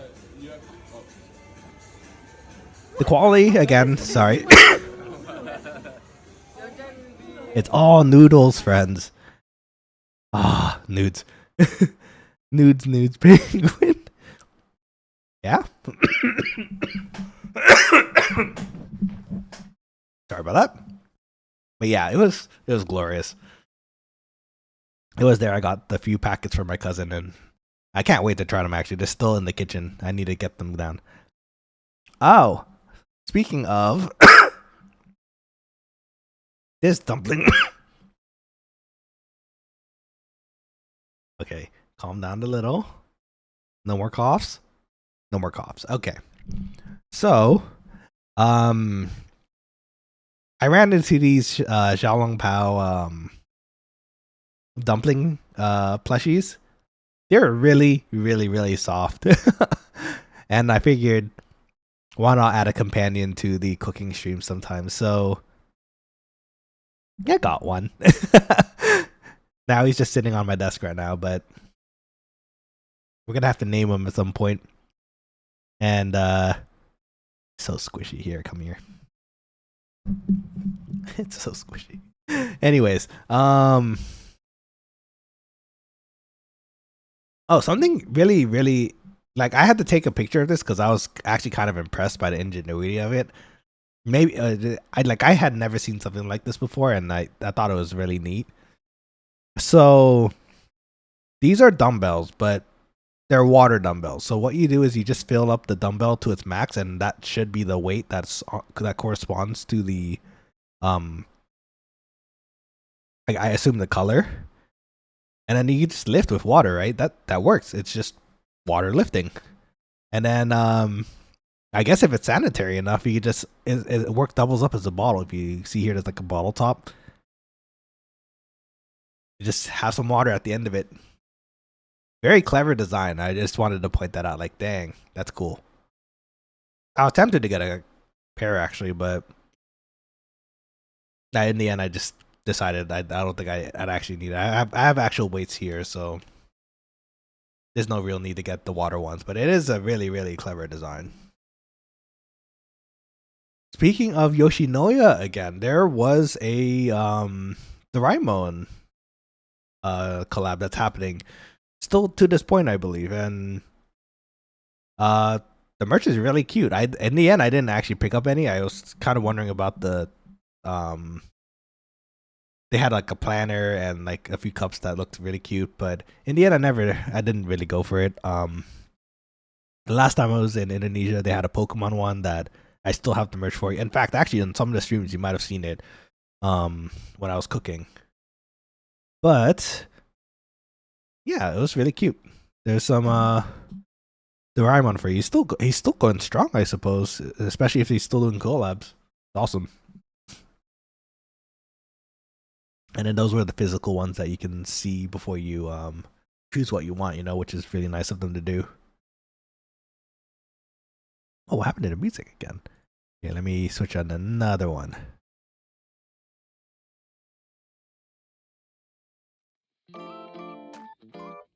Yeah, okay. So yeah, it's just a Yoshinoya picture. I was a pretty big fan of Yoshinoya in general. Like back in the States, it was like pretty similar, I'd say, in taste. But then again, like I mentioned, it kind of progressively decayed over time as far as quality went, so it was kind of sad to see.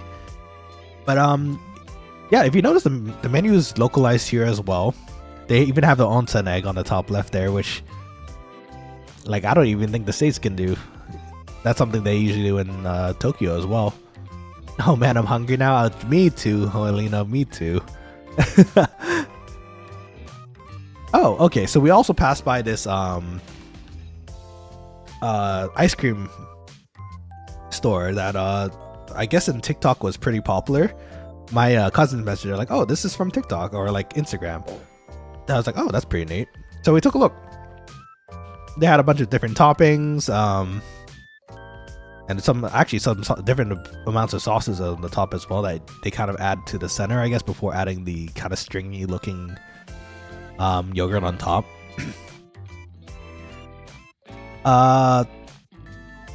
You know what? I only got a small bite of it just to try for my cousins, but it was definitely interesting. I don't know if it was even yogurt or ice cream. It was kind of like a combination of both. No, it's cheese ice cream and sago cream drinks. Oh, okay. At least that's what the sign says, right? So, but anyways, oh, I thought the gold pebbles were cool. They look really shiny, even just as a topping too. That's pretty cool. Anyways, that's what it looked like in the end. It was pretty delicious, I'd say. I definitely would love to try it again.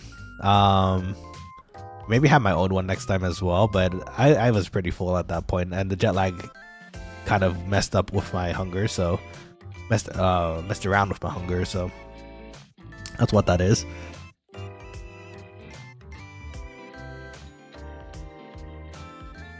Yeah, this is some cute things around. So this store is actually pretty unique in the sense that you can just go in, pick up a cup of noodles, and then just there's like some stations where you can pour in some water, sit down, and relax a little bit.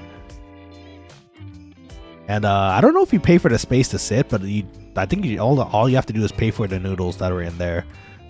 And it's like a snack store too. Like if you notice on the left, there's like dispensers for different varieties of Indonesian snacks that are around. Even then, right there, you can see is this instant noodle corner. Good stuff, and I can see the better stuff in the middle there. There's so many fruit teas, delicious. Oh, while we were there, found all these really cute magnets just kind of chilling on the wall. I'm realizing that I should have gotten more because there's a pretty good variety here that are pretty cute, like the Lay's on the bottom right and the Mentos. But in the end, I got just a bunch of like Indomie packet magnets, and then one that I was really proud of. If you look on the top right here, I love Milo. So as soon as I saw the Milo packet, I was like, I'm getting that one, and I think it was the only one on the wall too, so I was quite happy with that. From there, this is all the same mall, by the way. It's actually a fairly big mall. There's a clothing store called Executive over there. I don't know if it's actually in the States either, but they had a collab happening on with Spy Family. Pretty cute. And as it turns out, I was able to go in. They had a bunch of cool looking shirts, but sadly, the size that I was looking for was out of stock, so I couldn't grab one, unfortunately.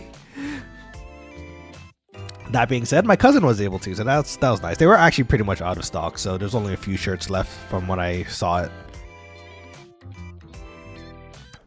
And then from there, we just popped by the food court. We didn't get to eat anything. We were just kind of checking. I was actually at that point craving a Milo drink, Milo Dinosaur. If you've ever heard of it, it's like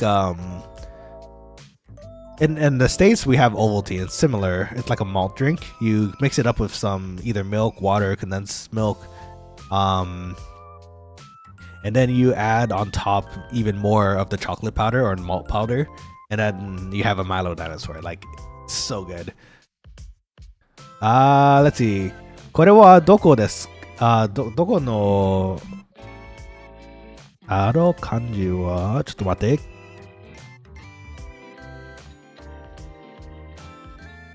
I have to translate it. ちょっと待っておつきらさん。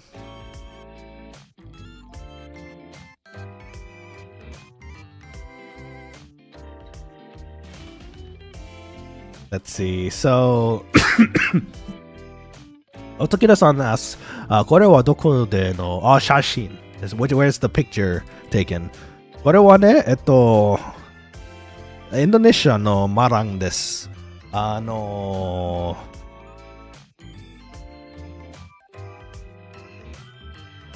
It's it's in East Indonesia. East は何かな?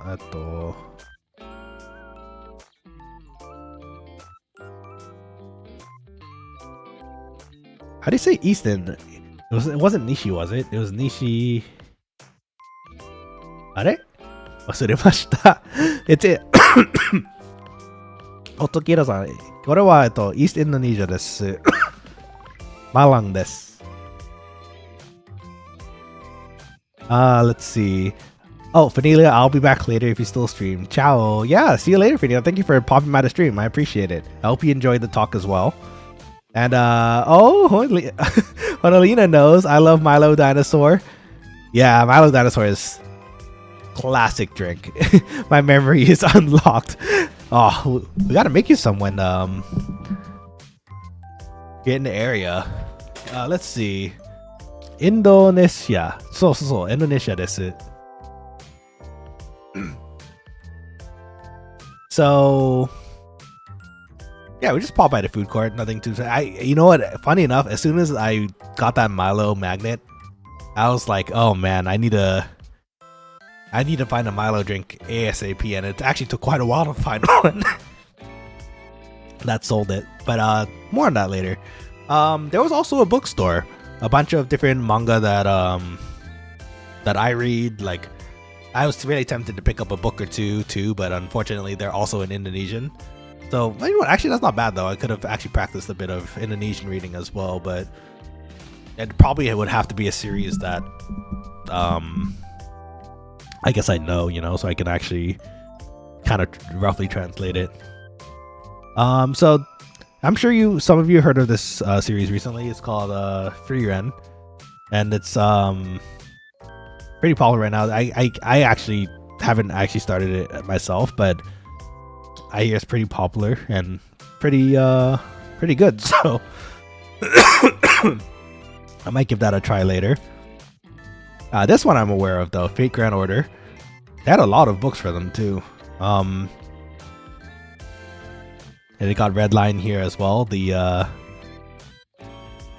guess I guess that would be just another side story, another Grail War, right? Yotsuba, another classic. The Life of High School Boys had a manga too, and there it is on the bottom right. And of course, Kaguya-sama, Love is War, classic as well. And Interview with Monster Girls, another classic. If you haven't watched this one's pretty solid as well, so would definitely recommend it. So this one in particular, I think, was actually a Singaporean restaurant that decided to open up a store here in Malang. We didn't get to try it, but it looked good. And from here, we also found a McDonald's. It's behind it, actually. I think I have a better picture that will pop up in a second. But this store, the store next to it, actually had Milo Dinosaur. So I was happy. I found it. I was like, yes, this is the one I want to drink. And I got some. I don't think I took a picture of it though, sadly. I think I was just too happy to to drink it. So speaking of McDonald's in Indonesia also have their own I guess localized menus too is the best way to put it. I don't think we have Kit Kat McFlurries in the US. And if you look on the right side there, there's like more. Can I zoom in? Let me see. Yeah, there we go. So there's these are all like different types of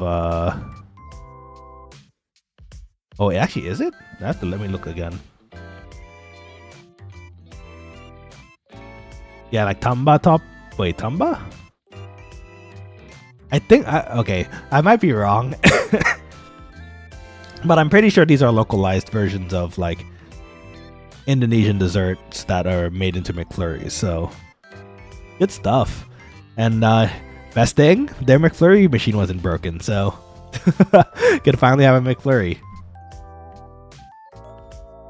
This is something I found a bit more interesting as well. The parking lot at this mall had like one section for, you know, full-size cars, and there's a ramp on either side for the motorbikes, which is I thought it was pretty cool. They could keep it organized, and then you know where exactly you parked, right?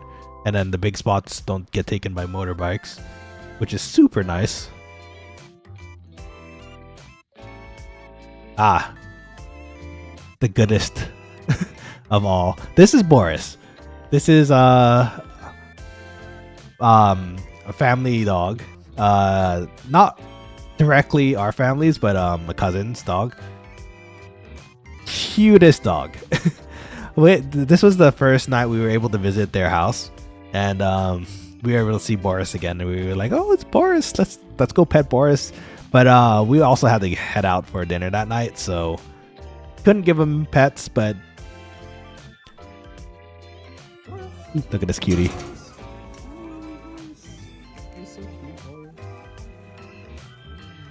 So cute. So high energy. You'll see later. I think I'm pretty sure I included that video in the slideshow as well. Okay, so from there, the cousins decided to go eat together, and we were kind of mentally prepared for this because we wanted to go eat all you can eat at this place called El Pico, which is kind of like I guess a more modernized section of Malang. So if you know, it's definitely a bit more modern looking, right? So on the bottom right there, I don't know, I'm assuming American viewers might notice that icon because it's a pretty big chain in the US, if I remember correctly. We went to Gyukaku, and yeah, it's true. Yakiniku does have the magic to make people happy, and so we ate all you can eat Gyukaku that day. We were all ready. We were ready. Just we didn't eat anything. We didn't eat anything the whole day other than like maybe that one dessert or two, and maybe for me it was like that Milo dinosaur. That being said, I don't think I've ever seen anybody eat as much as my cousins did. They ate so much meat. I was already finished maybe like 3/4 of the way in, and they were still going. I was like, oh my god, how?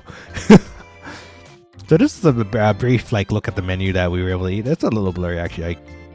I wonder if I could adjust it next time. Oh, it's a live picture actually, so I could maybe adjust it. I'll take a look into that next time. My apologies, guys, but the selection was good. Someone had a birthday meat cake, I guess is the best way to put it, sent to them, and they had like special cuts of meat that was in there, including some veggies too. Oh, so good. But that was also on top of all the other things that we ordered, like in addition to that, like beef tongue and like actually that was pretty much it. There was so much beef tongue on the table and it was so good. I wish, oh my god, at the time I was feeling sick. I was like, oh my god, this is so much meat. I can't eat anymore, y'all. But now thinking back on it, like I definitely go again. Higashi? Oh, for the direction? Yeah, I think, wait, was it Higashi? Let me check. That sounds right. I think it was Higashi. Higashi. Yeah, east. You're right. Good pick, Licorine. Yeah, so Higashi, Indonesia, this. So it's East Indonesia.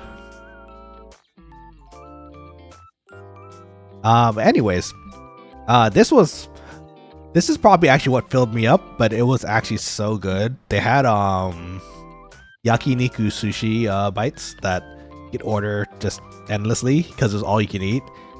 And I kept snacking on these on the side. My cousin on the side also enjoyed eating some of these as well. Oh, so good. You know what? Just because of the amount of rice, that probably is what filled me up, but it was so worth it. Like, it tasted so good. And then post dinner, we just walked around El Pico a little. It was raining a tiny bit. It was a bit of a shower. Very cozy though, you know. And yes, this is definitely the most modern part, modern looking part of Malang, I'd say. Actually, this whole trip, maybe, even barring like the transitions from Tokyo. So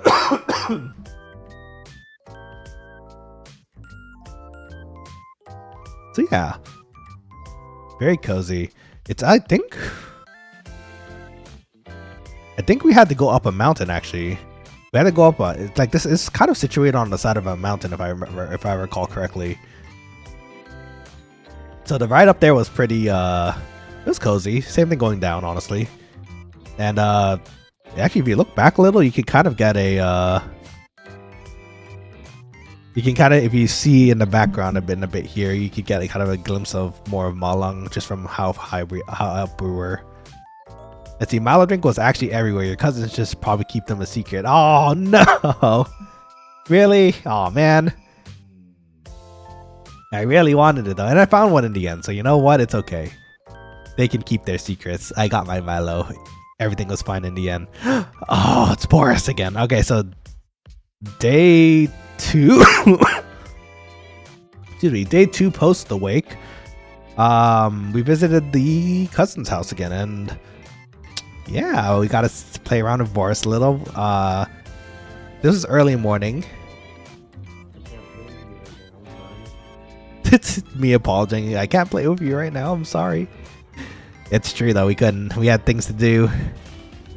But eventually, I think that same day we were able to pop in there. Yeah, we were able to pop in there and give him some pets. Why is this one looking a bit awkward though?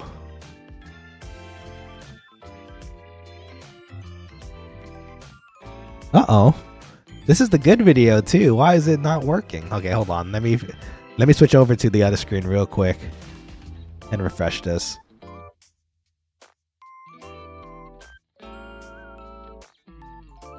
Cuz I don't. Yeah, if I refreshed it while you guys are watching, you'd see a lot more than the album I've prepared for you. So let's keep that stuff private. It's actually not even that like weird. It's mostly like Hololive art that I saw on Twitter that I like, and then just kind of save it and like, oh, I'm gonna keep this one. Okay. I know, nose is a bit stuffy. Okay, is it playing now? Let's see. Hello? Yes, okay, great. Let me put you back in the camera here. Okay, so, we got past the door that Boris was hidden behind, and we got to play with Boris a little. And Boris is a jumpy boy, like such a good dog, and that's a cousin of mine.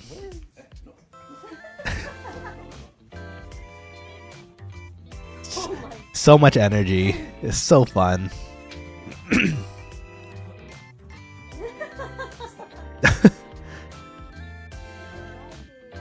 You know, to sit there like, okay, no.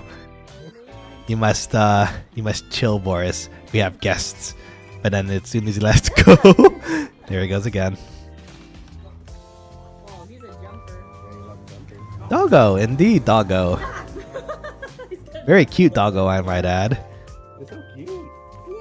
Just bouncing up and down. So much energy. Love it.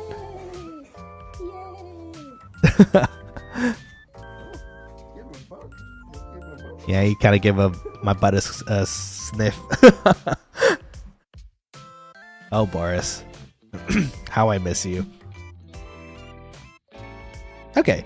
Yeah, we took some more pictures just around their place. It was just really cozy. I think it was the only one that I took, but it was really nice. You know, they had a koi pond. Okay, back to the food. So, oh, too bad Vanilla is not here. Vanilla was talking about the baso earlier, and here's where he went. So, on the top is siomai. It's like I don't know if it's actually originally Chinese or Indonesian, but it's usually like some fish paste, shrimp, pork, maybe depending on where you get it. Put into like a ball of a wonton wrapper, and that's it. And you just add it to soup, and it's really good. On the bottom we got some, I think, fried baso and some egg rolls as well. I don't actually remember the name of them.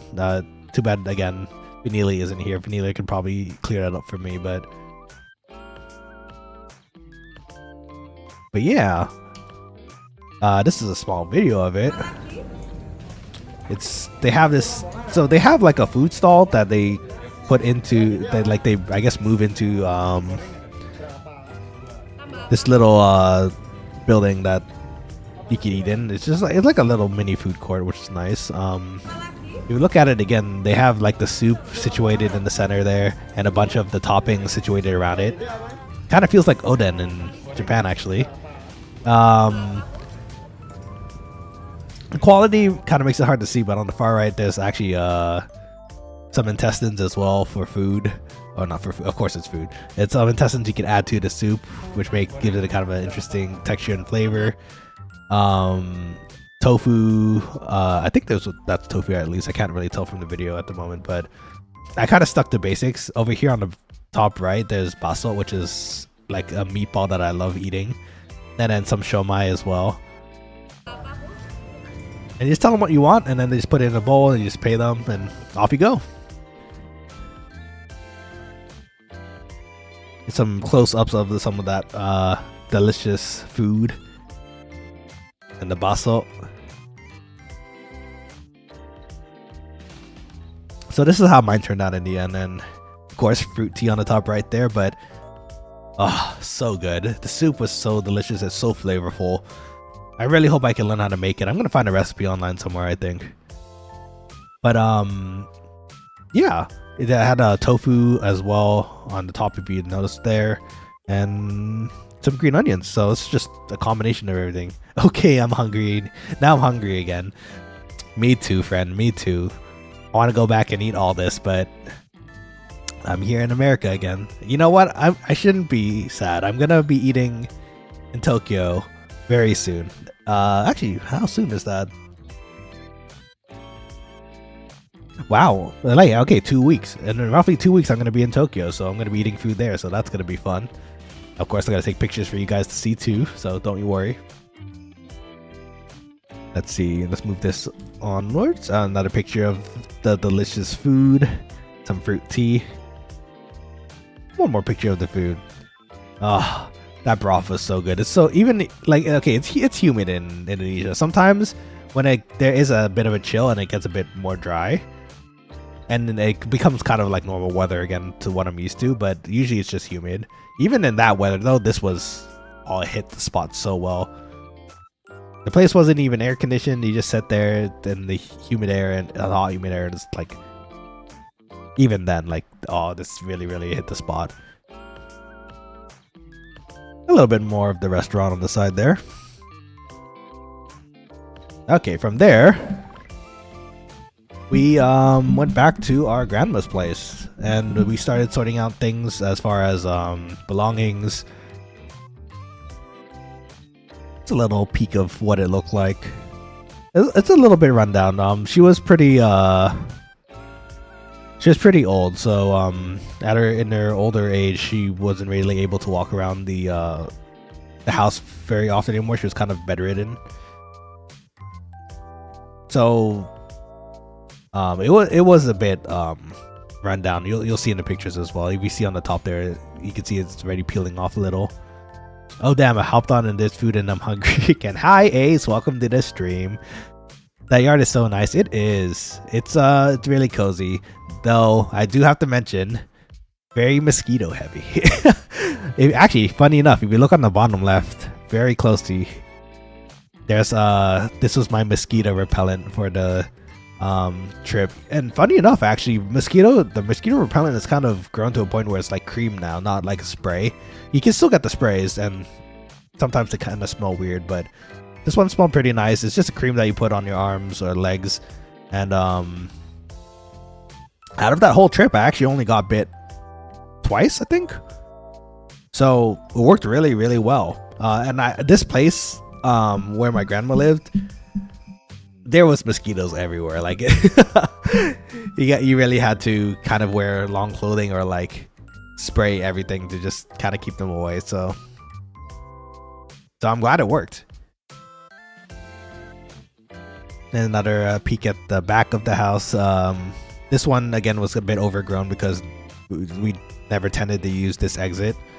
Same thing with the grandma. So again, bedridden. A few more pictures of the yard. Okay, so so going through some of her old stuff, and this actually included some of my grandpa's stuff too. We I don't know why they own these, but they owned a pretty freaky looking pair of Teletubby slippers. I mean, they probably still work now if you open it properly, but Ace. But like right now it still looks relatively normal, right? But if you look at it face on, kind of nightmare fuel. So yeah, Teletubby slippers. They were just in the closet. So I pulled them out. I was like, oh, what is this? And yeah, I had nightmares for the rest of the trip. Just the eyes are sunken in and like they're red. Why are they blood red? What happened? And they were sealed too, so they had to come like that, right? So did you guys own like freaky stuff like that? Like the next freaky thing I could think of that I owned that was similar to that was like Furbies. I had Furbies at home. Oh my god, I had one that kept talking during the night, so I had to take out the batteries, and like it was so scary. Like I was just eventually I stored it in like a cupboard without taking out the battery, and then sometimes I'll walk into my room and it's just start talking in the cupboard, and I'm like, nope, gotta disconnect the batteries for these. Yeah, Furbies were scary, man. Did I keep the pair? I actually didn't. As far as I know, they're still back in the complex in Indonesia, so they're somewhere. I don't know if if they've ascended, they've moved to a different house. For all I know, they could have been a pair of SCPs, you know. So Lickery, nope, I don't keep nightmare fuel around. Furbies are nightmare fuel, honestly. Let's see, AC. I had Furbies growing up too. I had 2 of them, and they always had conversations together. That's not okay. So that experience sounds kind of cute if you had 2 together, but mine just kind of always spoke in the most random times. Like I don't know if I can't remember if it was even motion like triggered. It just kept speaking, and like in the middle of the night too, spoke, and I was like, oh my god, this is gonna be bad. So in the end, I had to take out the batteries for it, and I don't know where that Furby ever went. I don't ever recall throwing it away. So for all I know, it could still be in like a toy box somewhere. So yeah, it's just more of the house. It's cozy.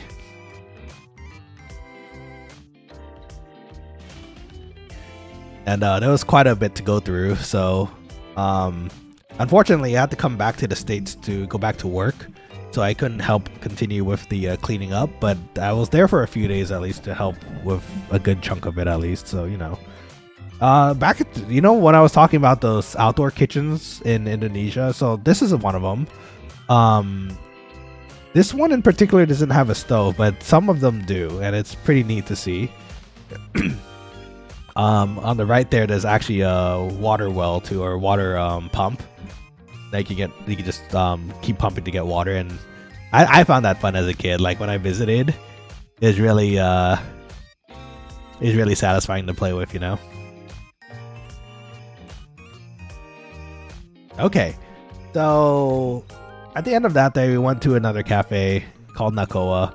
A friend recommended it to us, and pretty delicious. The pastries were great.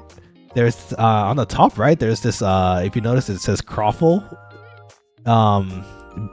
like beef cheese and mentai. That combination is super good. Actually, here's a closer picture.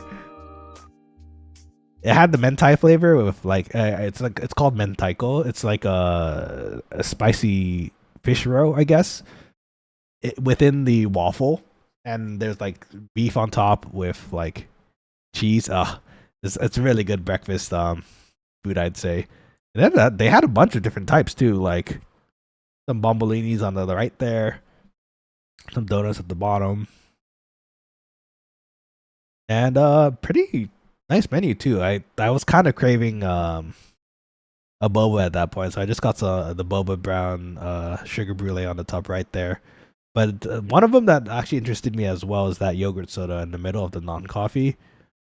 I kind of I wish I was able to go another time to be able to give it a try, but unfortunately didn't have time. But it's all right. So that's my boba. It was delicious,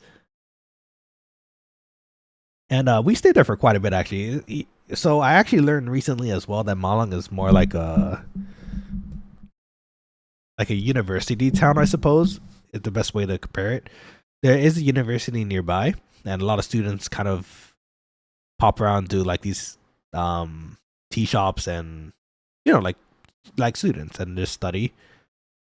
So this was pretty neat to see as time went on, when it got darker and more students started to come to study. It was really neat to see, at least in my opinion, And that's the name of the place. If you're in Malang and ever want to give it a try, I'd recommend it. It's called Nakoa. Okay, nearing a bit more to the end here. And before I forget, let's put one more song up. Which one haven't we done yet? I don't think we've done...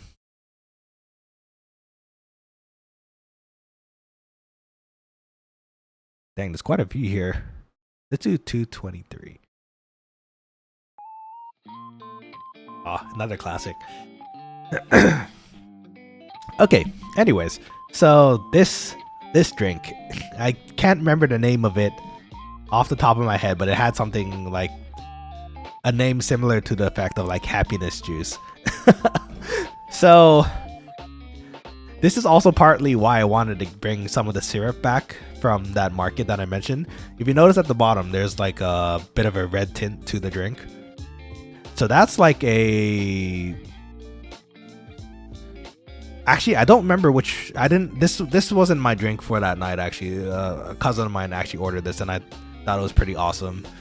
I think it's either the rose or the strawberry flavored syrup, and on top of that, that huge clump of white, that's all condensed milk. Like, dang, that's a lot of condensed milk.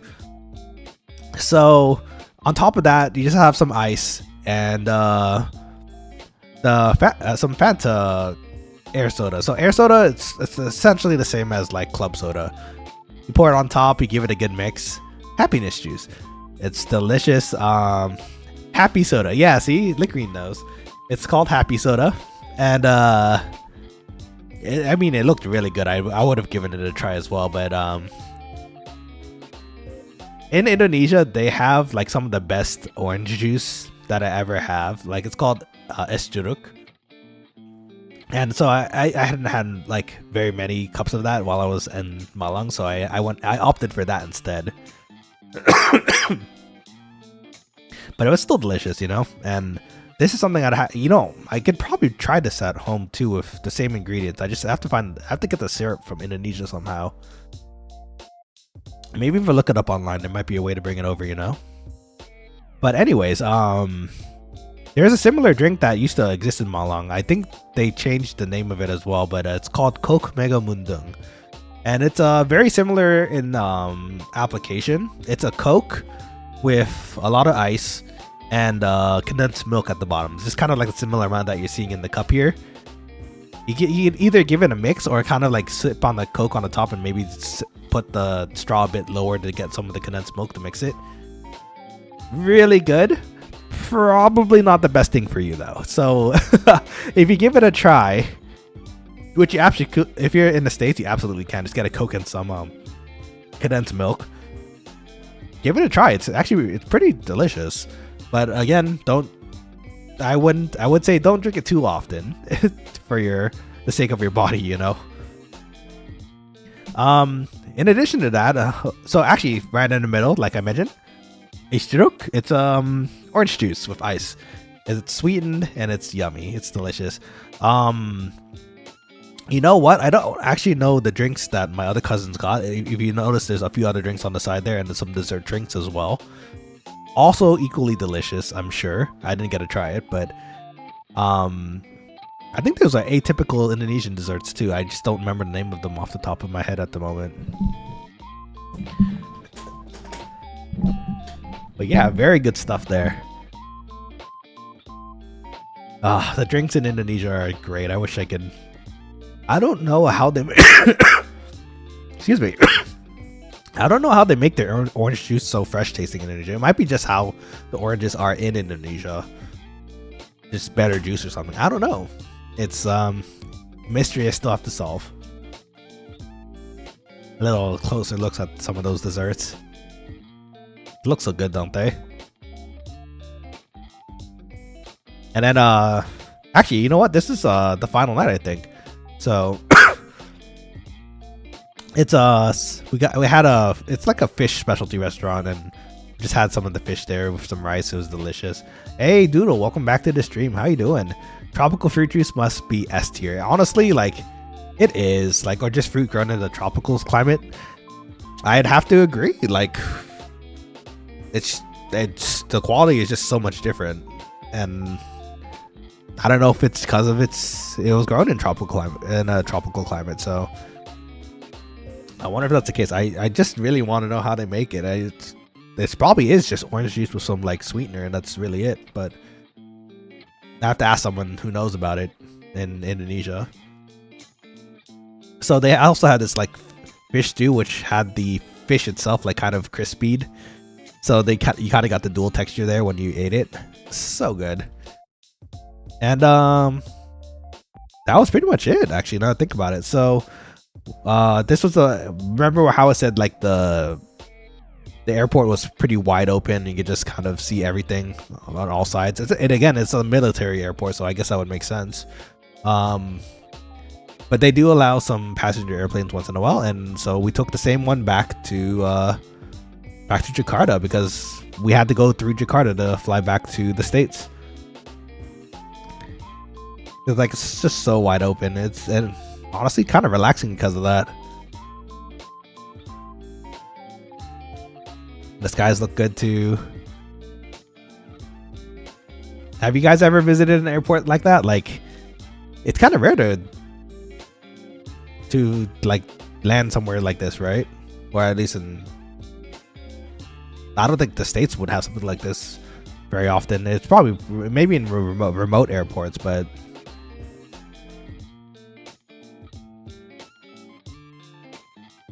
yeah, very cozy. Clouds were good for flying that day, so we just excuse me, flew through them.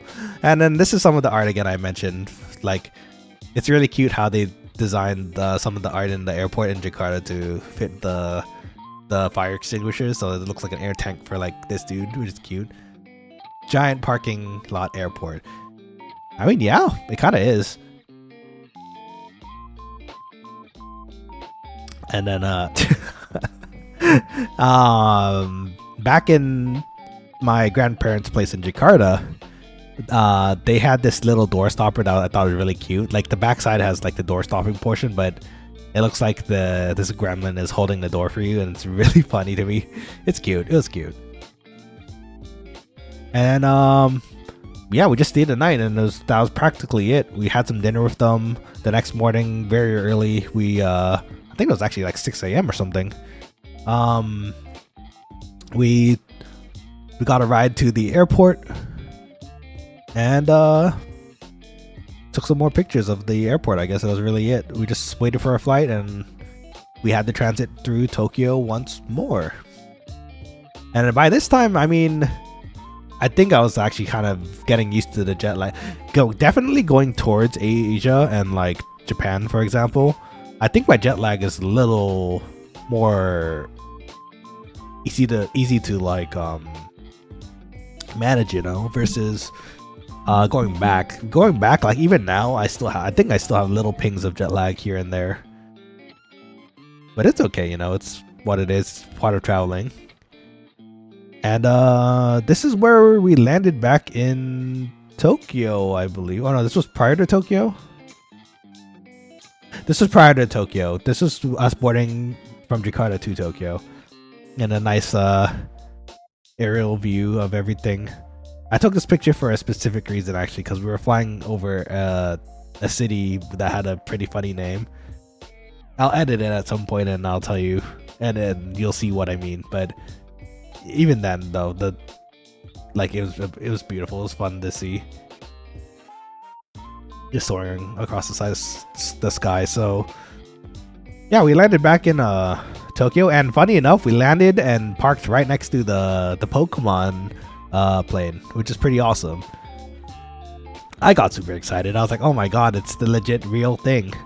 I don't know how what you have to do to be able to ride it.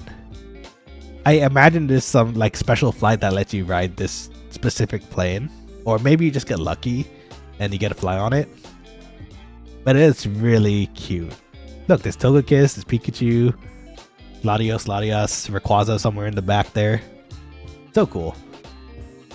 And oh, this picture came up again. So I mean, it's here again. Why not talk about it? So the way there, I wasn't able to get one of these masks, but on the way back, I was able to get like a Snorlax mask, and it was it's like an eye mask for sleeping. It's really cute.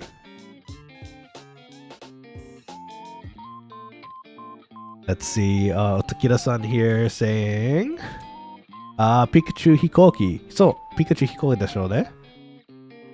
かわいいでしょう。運が良かった。羽田の空港の行くの時、私たちの飛行機は、左に、飛行機はあります。超かわいい。Anyways, I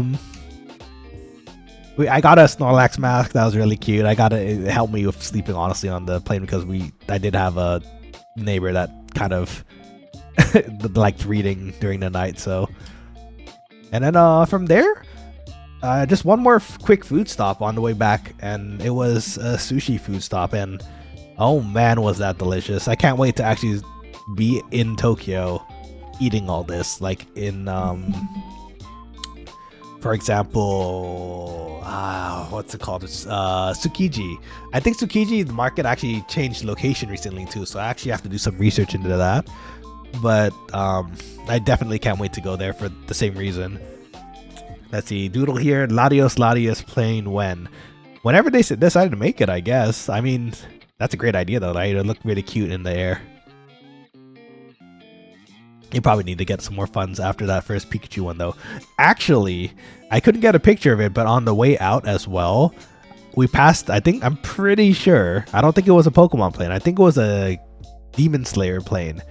Like Kimetsu no Yaiba. Like, it was so cool, but it was the corner of the window. I couldn't get out my camera in time, and I wasn't even in the window seat, so unfortunate, but it does exist somewhere, I think, and I'm pretty sure it was Demon Slayer.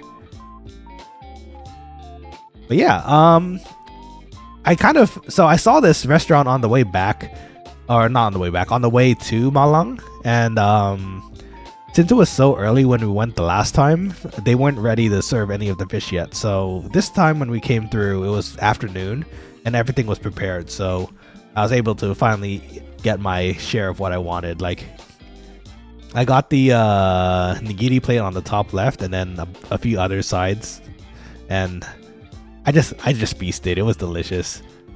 高いね。そうですね。ちょっと高いけど、でも美味しかった。I did have to kind of bend a bit into my Japan fund for this, but I mean, it was worth it. It was delicious. I really wanted to try it, and they had a good selection too. でもそう。ウニ、ネギトロ、炙りサーメン。The flounder was called, oh my gosh, what was it called again? Engawa. Some Engawa. Let's see.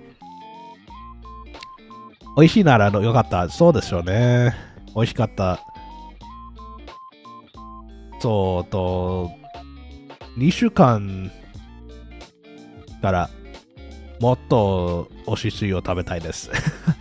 From 2 weeks from now, I definitely would like to eat more sushi. And then this was the main one. Also すごく良かった。I feasted. Like, I just feasted. Like, it was expensive, but it was absolutely worth it. And this is just a sneak peek of what I'm going to be eating soon. So, you know, like, and I probably would be better, excuse me, better priced once we get into Tokyo. So,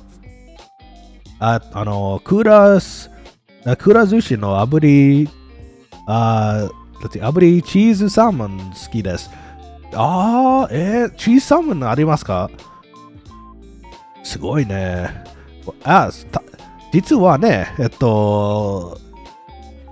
メリカにクラもありますけど、そう。アメリカのクラはちょっともう少し高いと思う。日本のはもう少し安いです。It's what I'm saying is it's a bit cheaper in so there's Kulas in America.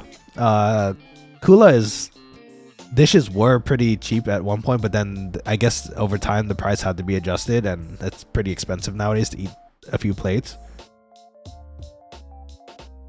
So it's what it is, you know. Ramen yori sushi ga suki. Ooh, so kana. So the question is, do you prefer sushi to ramen? So desu ne. Watashi, so sushi no hou ga suki desu. I like sushi a bit more than ramen, I'd say. I love seafood, so it's kind of my thing. 海のものが好きだから、お寿司が好き。Looks so good. It does, doesn't it? It's so worth it. And then, oh no, Ace getting hungrier. I'm hungry too. I'm going through these pictures and I'm like, oh man, I want to eat again. But it's what it is, you know? I'll be there hopefully again to eat something similar soon. Maybe hopefully in a Kura sushi. Last I checked, the Kura sushi in Tokyo had much cheaper and more fair prices to eat at, so I'm definitely looking forward to that. And then finally, the last thing I took, I did take a few more after this on my own like personal pictures, but I can't share those unfortunately. But something, actually, you know what, something that you might find kind of funny, and actually Doodle and Honelino actually as well. I'll agree to all of you honestly. So in the souvenir shop they had something called a posture pal. It says Fun Baruzu. So if you notice in the picture, this is the posture pal.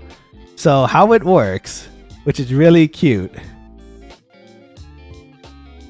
I love how it just looks like it's sneaking up to try to get a hug or something.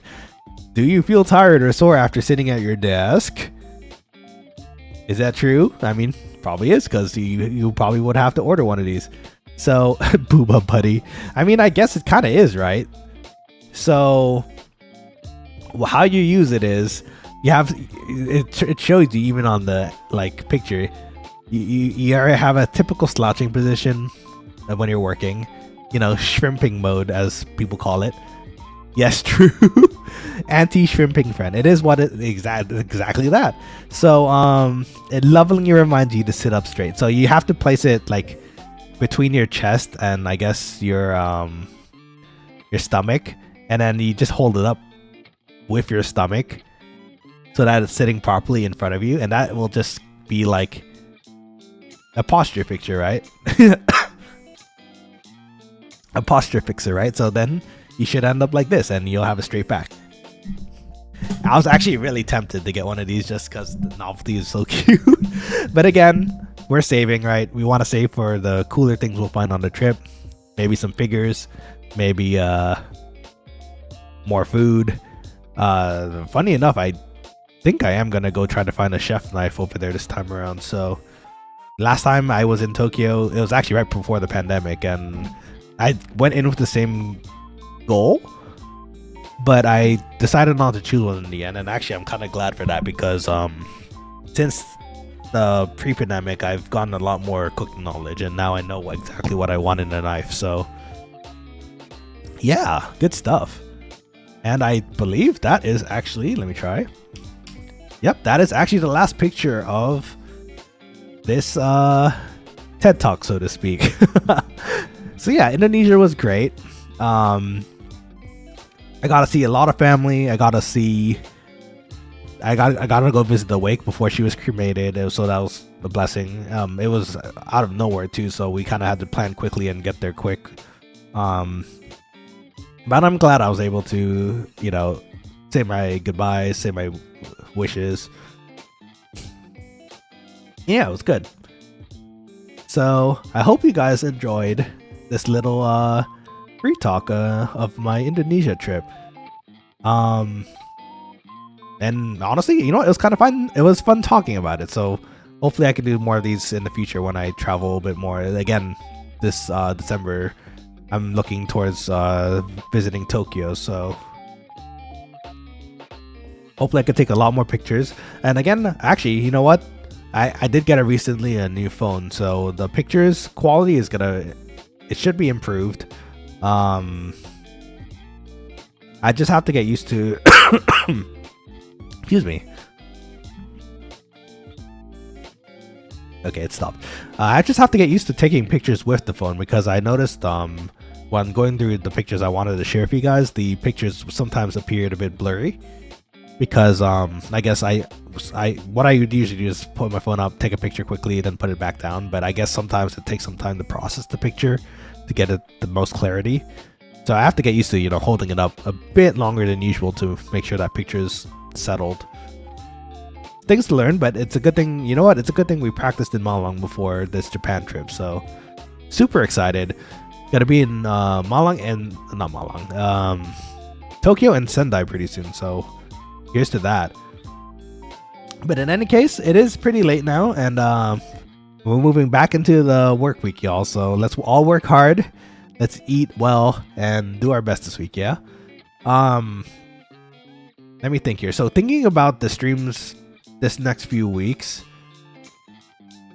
I think I'm gonna stick to another Tuesday, Friday schedule, and then if the mood strikes in between, I'll probably drop another stream here or there. I was feeling good about that League stream recently as well, so maybe Tuesday we'll do some League, Friday Apex, or vice versa.